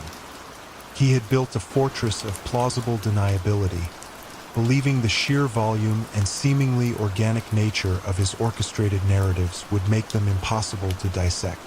However, Dr. Chloe Davis, a computational sociologist and digital ethics researcher at the European Institute of Technology, held a different view. Chloe was fascinated by the mechanics of online reputation and the spread of digital narratives, particularly how public figures could be canceled with alarming speed. Her interest was sparked by witnessing a friend's career derailed by a seemingly unprovable, yet pervasive online smear campaign. She possessed an uncanny ability to apply statistical rigor to social phenomena, to detect the hidden algorithms of influence. Chloe's team was investigating a series of high-profile personal and professional downfalls among the global elite, specifically those who had recently publicly opposed a major, controversial data privacy initiative championed by a tech giant, a known proxy for the inner circle. What caught Chloe's eye wasn't the individual scandals themselves, but a peculiar, almost rhythmic timing in their emergence. These seemingly disparate organic media storms, a public relations crisis, a financial audit, a messy divorce filing, often erupted within days or weeks of the individual's opposition to the privacy initiative, and, more significantly, always shortly after they had been clients of Concierge Elite for a personal crisis. Chloe developed custom algorithms that analyzed public online data, news archives, social media sentiment analysis, public records of legal filings, and even archived gossip columns. Her tools detected statistically improbable correlations between individuals who had recent problematic events handled by Concierge Elite, e.g., a discrete settlement, a reputation management service, and subsequent, unrelated public scandals or professional setbacks. Her algorithm also detected specific, recurring trigger phrases or thematic clusters that appeared across seemingly independent media outlets during these crises, linguistic patterns too precise to be coincidental. It was as if a ghostwriter was penning the same subtle narrative across 100 different platforms. The turning point came when Chloe's team cross-referenced these patterns with anonymized metadata from publicly available corporate filings. They noticed a surge in crisis management consulting fees paid to a network of obscure, offshore shell companies. Companies that, while not directly linked to Finch, consistently paid Concierge Elite for advisory services. By following the flow of these advisory fees, Chloe established a financial, if indirect, link between the orchestration of a public scandal and the discrete services provided by Finch. She wasn't just seeing patterns. She was seeing the unseen strings of the whisper broker. Arthur, the whisper broker Finch's downfall, was not a dramatic public expose. It began with a series of quiet, meticulous reports from Dr. Chloe Davis's team, presented to an international task force specializing in financial and reputational crime. These reports, backed by irrefutable computational analysis of public data, laid bare the entire system of orchestrated reputational manipulation. They didn't just expose a single act of blackmail. They revealed the systemic, algorithmic weaponization of personal information to influence global policy and markets. Finch's office was quietly raided. While no direct criminal smoking gun was found for overt blackmail, his highly encrypted client files, containing the raw, sensitive personal data he collected, were seized. He was indicted on charges of conspiracy to commit market manipulation, corporate fraud, and obstruction of justice, his quiet empire of secrets exposed by the cold, impartial logic of data science. His belief in the impregnability of his discrete network was shattered by a computational sociologist who saw the digital breadcrumbs, proving that even the most sophisticated architects of perception, once their subtle algorithms are decoded, cannot hide from the relentless pursuit of truth. Competitive culinary scene of a major East Coast city. Domenico the Purveyor Rizzo was a name whispered with both respect and a touch of trepidation. As the patriarch of Rizzo Fine Foods, the city's preeminent food distribution empire, he dictated what fresh produce arrived on discerning chefs' tables and what gourmet ingredients graced the shelves of upscale markets. His influence was absolute, yet his methods were always impeccably polite. Yet, when a brilliant food safety epidemiologist began to notice a peculiar, almost statistically impossible consistency in the health inspection reports of certain restaurants, a silent question arose. Could the very source of the city's culinary delight be so subtly corrupted? And what bitter truth would expose the true illness at the heart of the purveyor's empire? Domenico Rizzo was a man who exuded old-world charm. His hands, though strong, always meticulously clean. His voice a smooth baritone.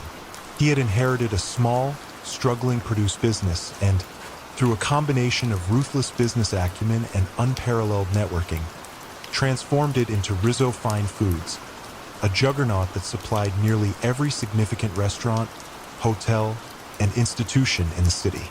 For the Luciano family, a discreet but powerful syndicate that had largely moved away from street-level crime, Domenico was their indispensable, legitimate face. He laundered vast sums from their legacy gambling and loan sharking operations through the seemingly endless invoices of his distribution network, inflating prices for basic goods and creating phantom orders. Rizzo's soft coercion was a masterclass in economic control. He never needed to threaten. A restaurateur eager to open in a prime location might find their permit applications mysteriously delayed for months, or their initial deliveries of fresh produce inexplicably spoiled en route, unless they agreed to source exclusively from Rizzo Fine Foods. Conversely, those who cooperated enjoyed seamless deliveries, expedited permits, and consistently stellar, almost too perfect health inspection results. He could subtly starve a rival distributor of key clients or ensure a competitor's fresh seafood delivery arrived late and unsaleable. His power lay in controlling the very lifeline of the city's culinary world, making subservience seem like smart business. For decades, Rizzo's system was unassailable. His company thrived, his political connections were deep, and his influence over the city's gastronomic landscape was absolute. The manipulations were buried deep within the millions of invoices, delivery schedules, and regulatory filings, an invisible sickness in the food chain. He believed his control was absolute, a perfectly orchestrated ballet of commerce and compliance. However, Dr. Anya Sharma, a driven food safety epidemiologist at the Department of Public Health, held a different perspective. Anya was dedicated to understanding the true health risks within the urban food system, a passion ignited by her own experience with a severe foodborne illness that nearly cost her a loved one.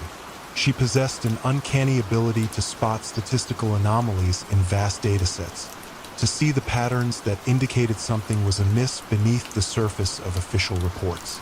Anya's team was analyzing years of municipal health inspection data, looking for predictive indicators of foodborne illness outbreaks. While sifting through thousands of restaurant inspection reports, she noticed a peculiar, almost statistically impossible phenomenon. A cluster of high-end restaurants, all consistently supplied by Rizzo Fine Foods, had never received a single critical health code violation. Not one.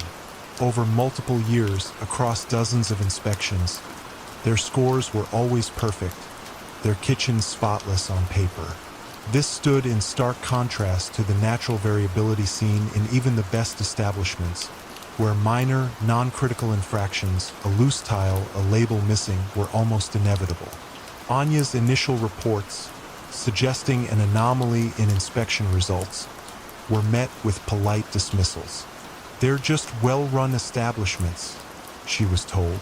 But Anya persisted, correlating these perfect scores with the restaurant's reported customer traffic, menu diversity, and even public sentiment from online review sites. She developed a complex algorithm that cross-referenced inspection outcomes with procurement data, obtained through a public records request for a small subset of the restaurants. Her model revealed that these perfect restaurants consistently ordered unusually high, uniform quantities of basic, non-perishable ingredients, flour, sugar, oil, that did not correlate with their publicly advertised menus or reported sales volumes. It was as if their supply chain was absorbing a phantom demand. The turning point came when Anya's algorithm identified a direct link between these suspiciously perfect health scores and the specific inspectors assigned to those restaurants. These inspectors, while outwardly legitimate, always seemed to find minor, non-critical infractions at other establishments, but consistently overlooked even the slightest potential issue at Rizzo-supplied restaurants. Her analysis, combined with a whistleblower from the health department, an inspector who had been quietly sidelined for being too thorough, revealed a system where problematic inspection reports for Rizzo-affiliated restaurants were quietly scrubbed or downgraded, and phantom purchases of basic ingredients were used to inflate invoices, laundering money under the guise of legitimate overhead. The perfect scores were a meticulously engineered fiction, designed to protect the system and justify inflated costs. Domenico, the purveyor Rizzo's downfall, wasn't a dramatic arrest in a mob raid. It was a quiet, relentless unraveling of his meticulously constructed illusion of culinary excellence. The Department of Justice, working with local authorities and Anya's irrefutable statistical and procurement data, launched a sweeping investigation. They didn't find traditional mob violence. They found racketeering, money laundering, conspiracy to commit fraud, and obstruction of justice, all proven by Anya's precise data analysis of health inspections and supply chain logistics. Rizzo was indicted not for directly causing illness, but for systematically corrupting the very institutions designed to ensure public health and fair commerce. His fine foods empire was exposed as a calculated front for elaborate financial schemes, his charm twisted into a tool for illicit gain. The purveyor's poison dish had been diagnosed not by a street informant, but by a dedicated epidemiologist who saw the patterns of corruption in the very data meant to protect the public. His empire, built on the illusion of impeccable quality, crumbled under the weight of transparent truth, proving that even the most subtle forms of exploitation, once illuminated by rigorous data analysis, cannot remain hidden, even if buried under mountains of phantom flour and sugar. A gleaming skyscraper, rising defiantly against the urban sprawl of 1980s Chicago, was more than just a testament to modern engineering. It was a monument built brick by meticulously laundered brick. How could such a colossal structure, a symbol of progress, secretly house the very foundation of a sprawling criminal empire? And who was the quiet, unassuming man behind its intricate design? That man was Alastair Finch. He was not a figure who commanded attention with a booming voice or a menacing stare. Instead, he preferred the measured cadence of a financial consultant, his presence marked by impeccably tailored suits and a demeanor of quiet contemplation. His hands, often clasped before him, never betrayed a tremor, even when discussing millions. To the outside world, Finch was a respected developer, a pillar of the community, his name gracing charity donor lists and prestigious economic councils. Beneath this polished veneer, however, he was the strategic mind, the silent engine, for one of Chicago's most entrenched criminal organizations, known simply as the Syndicate.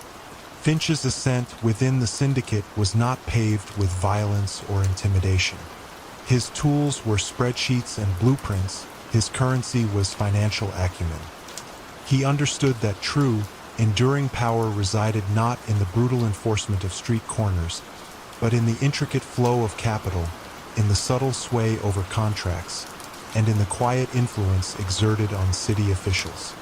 His genius lay in taking illicit earnings, the untraceable cash from gambling dens, protection rackets, and illicit liquor distribution, and weaving it through a complex tapestry of shell corporations.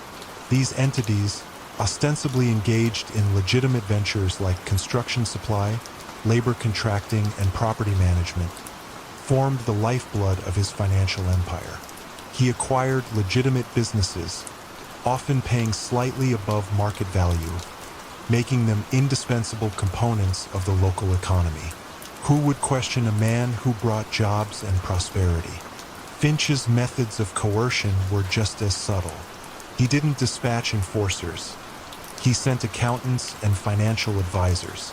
A struggling small business owner might find their loan application miraculously approved by a bank where Finch held quiet influence, only to discover months later that a seemingly innocuous clause in their agreement tied them exclusively to a specific and syndicate-controlled supplier for their raw materials, often at slightly inflated prices. Similarly, local union leaders, whose sizable pension funds were invested in Finch's seemingly profitable real estate ventures, found themselves subtly compelled to ensure labor harmony on his construction sites, conveniently overlooking phantom workers on payrolls and inflated hourly rates. It was a soft, silken leash, almost imperceptible until it tightened, and by then, escape was nearly impossible. The crown jewel of his operations, the magnificent Liberty Tower, was a multi-million-dollar testament to this genius, a colossal project funded through a labyrinthine network of international banks and dummy corporations, all meticulously orchestrated by Finch. The necessary building permits, zoning variances, and regulatory approvals flowed with remarkable ease, lubricated by influence rather than explicit, overt bribes. The syndicate's aging patriarch, Old Man Moretti, appreciated Finch's discretion and the consistent profitability he brought. Yet, a new generation of more volatile capos viewed Finch with growing suspicion. Enzo Rossi, a man of impulsive ambition and a craving for the raw power of the old ways, resented Finch's burgeoning influence. Rossi believed the syndicate was losing its edge, becoming too reliant on Finch's convoluted schemes, which he barely understood. However, Rossi made a critical error. He profoundly underestimated Finch's foresight. Finch had long anticipated such internal friction. Over the years, he had quietly cultivated a diverse network of loyal professionals, sharp lawyers, discreet accountants, and even a few mid-level city officials, all of whom owed their allegiance and their favors directly to him, not to the syndicate itself. The unraveling began not with a sudden explosion of violence, but with a quiet, persistent hum from the federal government. A seemingly minor investigation, led by Special Agent Miller of the IRS Criminal Investigation Division, focused on a struggling concrete supply company, Midwest Aggregates, which had unexpectedly secured several lucrative contracts for the Liberty Tower project. Miller, a meticulous but unassuming figure, noticed an unusual pattern in Midwest Aggregates' financial statements. Large, irregular cash deposits and a curious, almost symbiotic relationship with a Panama-registered holding company, Horizon Ventures. Horizon Ventures, in turn, was linked to a complex web of offshore accounts as a digital trail that, with painstaking effort, led back to a trust fund managed by a seemingly innocuous Boston-based law firm. Miller's team focused on the flow of money rather than specific individuals.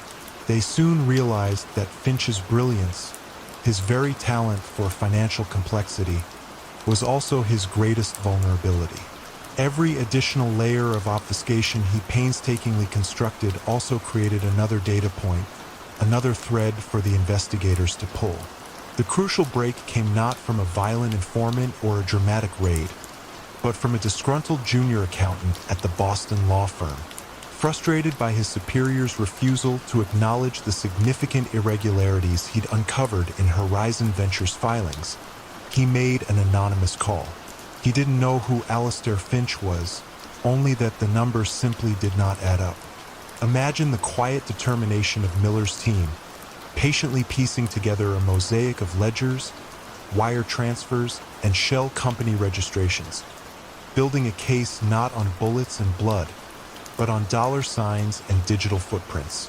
One crisp morning, as the first rays of sun glinted off the Liberty Tower's glass facade, Alistair Finch was served with an indictment for racketeering, money laundering, and conspiracy. He was arrested not in a dramatic, televised raid, but quietly, as he sipped espresso in his opulent penthouse office, overlooking the sprawling city he had, in his own intricate way, both built and subtly corrupted. The charges were so minutely detailed, the financial evidence so overwhelmingly irrefutable, that even his legitimate lawyers, bewildered by the sheer scale of the financial deception, could offer little defense. The quiet architect, who had dreamed in ledger lines and balance sheets, found his masterpiece of deception meticulously deconstructed, not by a rival's gunfire, but by the relentless, quiet pursuit of numbers. His empire, built on shadows and whispers, collapsed not with a bang, but with the rustle of meticulously filed federal documents. A single, seemingly insignificant anomaly in the meticulously recorded manifest of a New York City dockyard, a missing crate from a shipment of luxury goods, was the first whisper of a seismic shift. Who could dare pilfer from the carefully guarded operations of Big Tony Moretti, the undisputed king of the docks, and what hidden currents were truly at play beneath the placid surface of his iron-fisted rule? For decades, the sprawling piers of Brooklyn had been Tony Moretti's undisputed kingdom. His reign, established in the post-war boom and solidified through the tumultuous 60s and 70s, was built on an intricate blend of fear, loyalty, and shrewd understanding of the port's pulse. Tony was a figure of imposing stature, not just in physicality but in presence. His voice a gravelly rumble that could soothe or threaten with equal ease. He didn't need to brandish weapons. A look, a quiet word, a subtle adjustment of his fedora was usually enough. His control over the longshoremen's unions, the trucking companies, and the very flow of goods into the city was absolute. A complex tapestry woven from protection rackets, carefully placed enforcers, and a deep-seated respect among those who benefited from his order. Imagine the sheer confidence it takes to orchestrate the movement of millions of dollars worth of cargo daily, knowing that a percentage of every shipment, a silent tax, found its way into your coffers, all under the guise of security fees and labor stability. Among Tony's most trusted lieutenants was Vito Santini, a man whose quiet ambition belied his youthful deference. Vito the Viper, as he was known in hushed circles, was cut from a different cloth than Tony's old guard. While he possessed the necessary grit, his true genius lay in numbers and logistics. He could quote freight tariffs, analyze shipping routes, and identify inefficiencies with a surgeon's precision. Tony initially saw this as an asset. "The kid's got a head for business," he'd often say, proud of Vito's modern approach, which seemed to complement his own traditional methods. Vito proposed legitimate ventures, a new trucking company to handle inland distribution, a state-of-the-art warehousing firm near the port, even a small import-export business dealing in less scrutinizable goods. Tony, always eager for new revenue streams, especially those that offered a veneer of respectability, readily approved, pouring syndicate money into Vito's ambitious projects. But beneath the surface of this apparent synergy, Vito was quietly laying the groundwork for a profound shift in power. He staffed his new companies not with Tony's loyal, albeit less educated, associates, but with his own hand-picked cadre of sharp-witted administrators and ambitious young toughs who saw their future intertwined with Vito's rising star.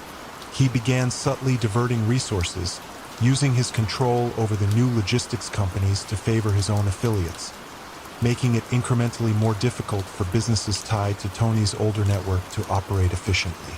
A crucial shipment might be delayed, a truck inexplicably rerouted, or a storage unit becomes suddenly unavailable for one of Tony's traditional partners, while Vito's operations ran with pristine, profitable precision.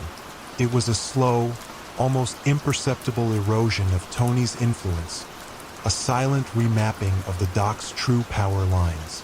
Meanwhile, in the drab, beige offices of the FBI, Special Agent Elena Ramirez was building a mosaic of her own. Her focus wasn't on overt violence, which had become less frequent in the increasingly sophisticated world of organized crime, but on the shifting patterns of financial data.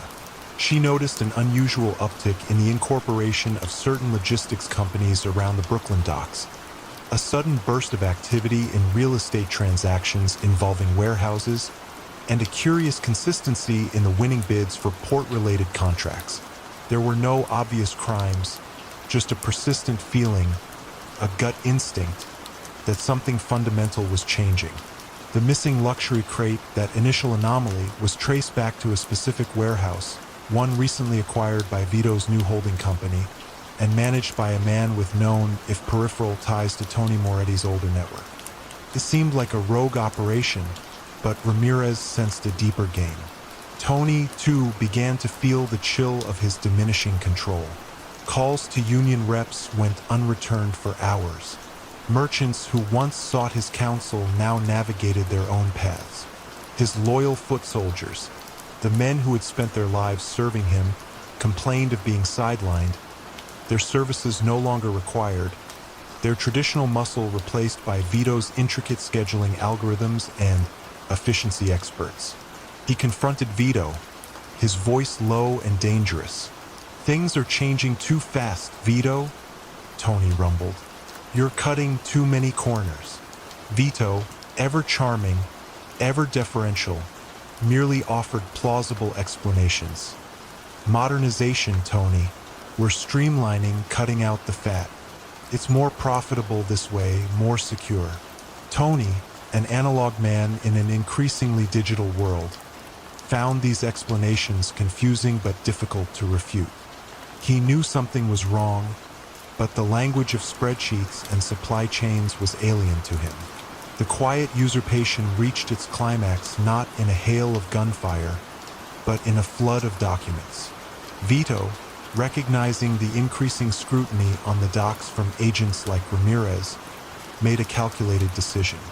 He discovered a meticulously documented paper trail of Tony's older, less sophisticated illegal operations, shell companies that predated Vito's involvement, dated ledgers detailing direct payoffs, and handwritten notes about specific protection rackets.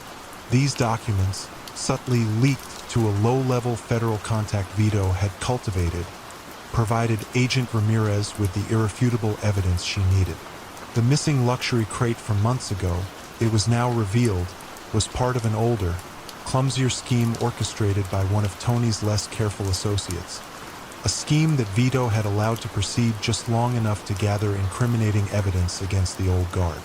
One gray morning, as the fog still clung to the piers, Tony Moretti was arrested in his quiet waterfront home. The charges were not for Vito's sophisticated new ventures, but for the accumulated sins of his past. Decades of racketeering, extortion, and fraud, meticulously documented and presented. His empire, built on personal loyalty and direct authority, crumbled, exposed not by a rival's violence, but by the very ambition he had once fostered. Vito, meanwhile, stepped into the power vacuum, presenting himself as a reformer to a new generation of businessmen and, discreetly, to certain authorities. He had purged the old ways, he claimed, setting the docks on a path of modern, efficient enterprise. The real irony, of course, was that the docks remained under the quiet dominion of a criminal mind, one far more subtle and therefore far more dangerous than the king he had so patiently dethroned. The era of the brute was over. The age of the architect of shadows had truly begun.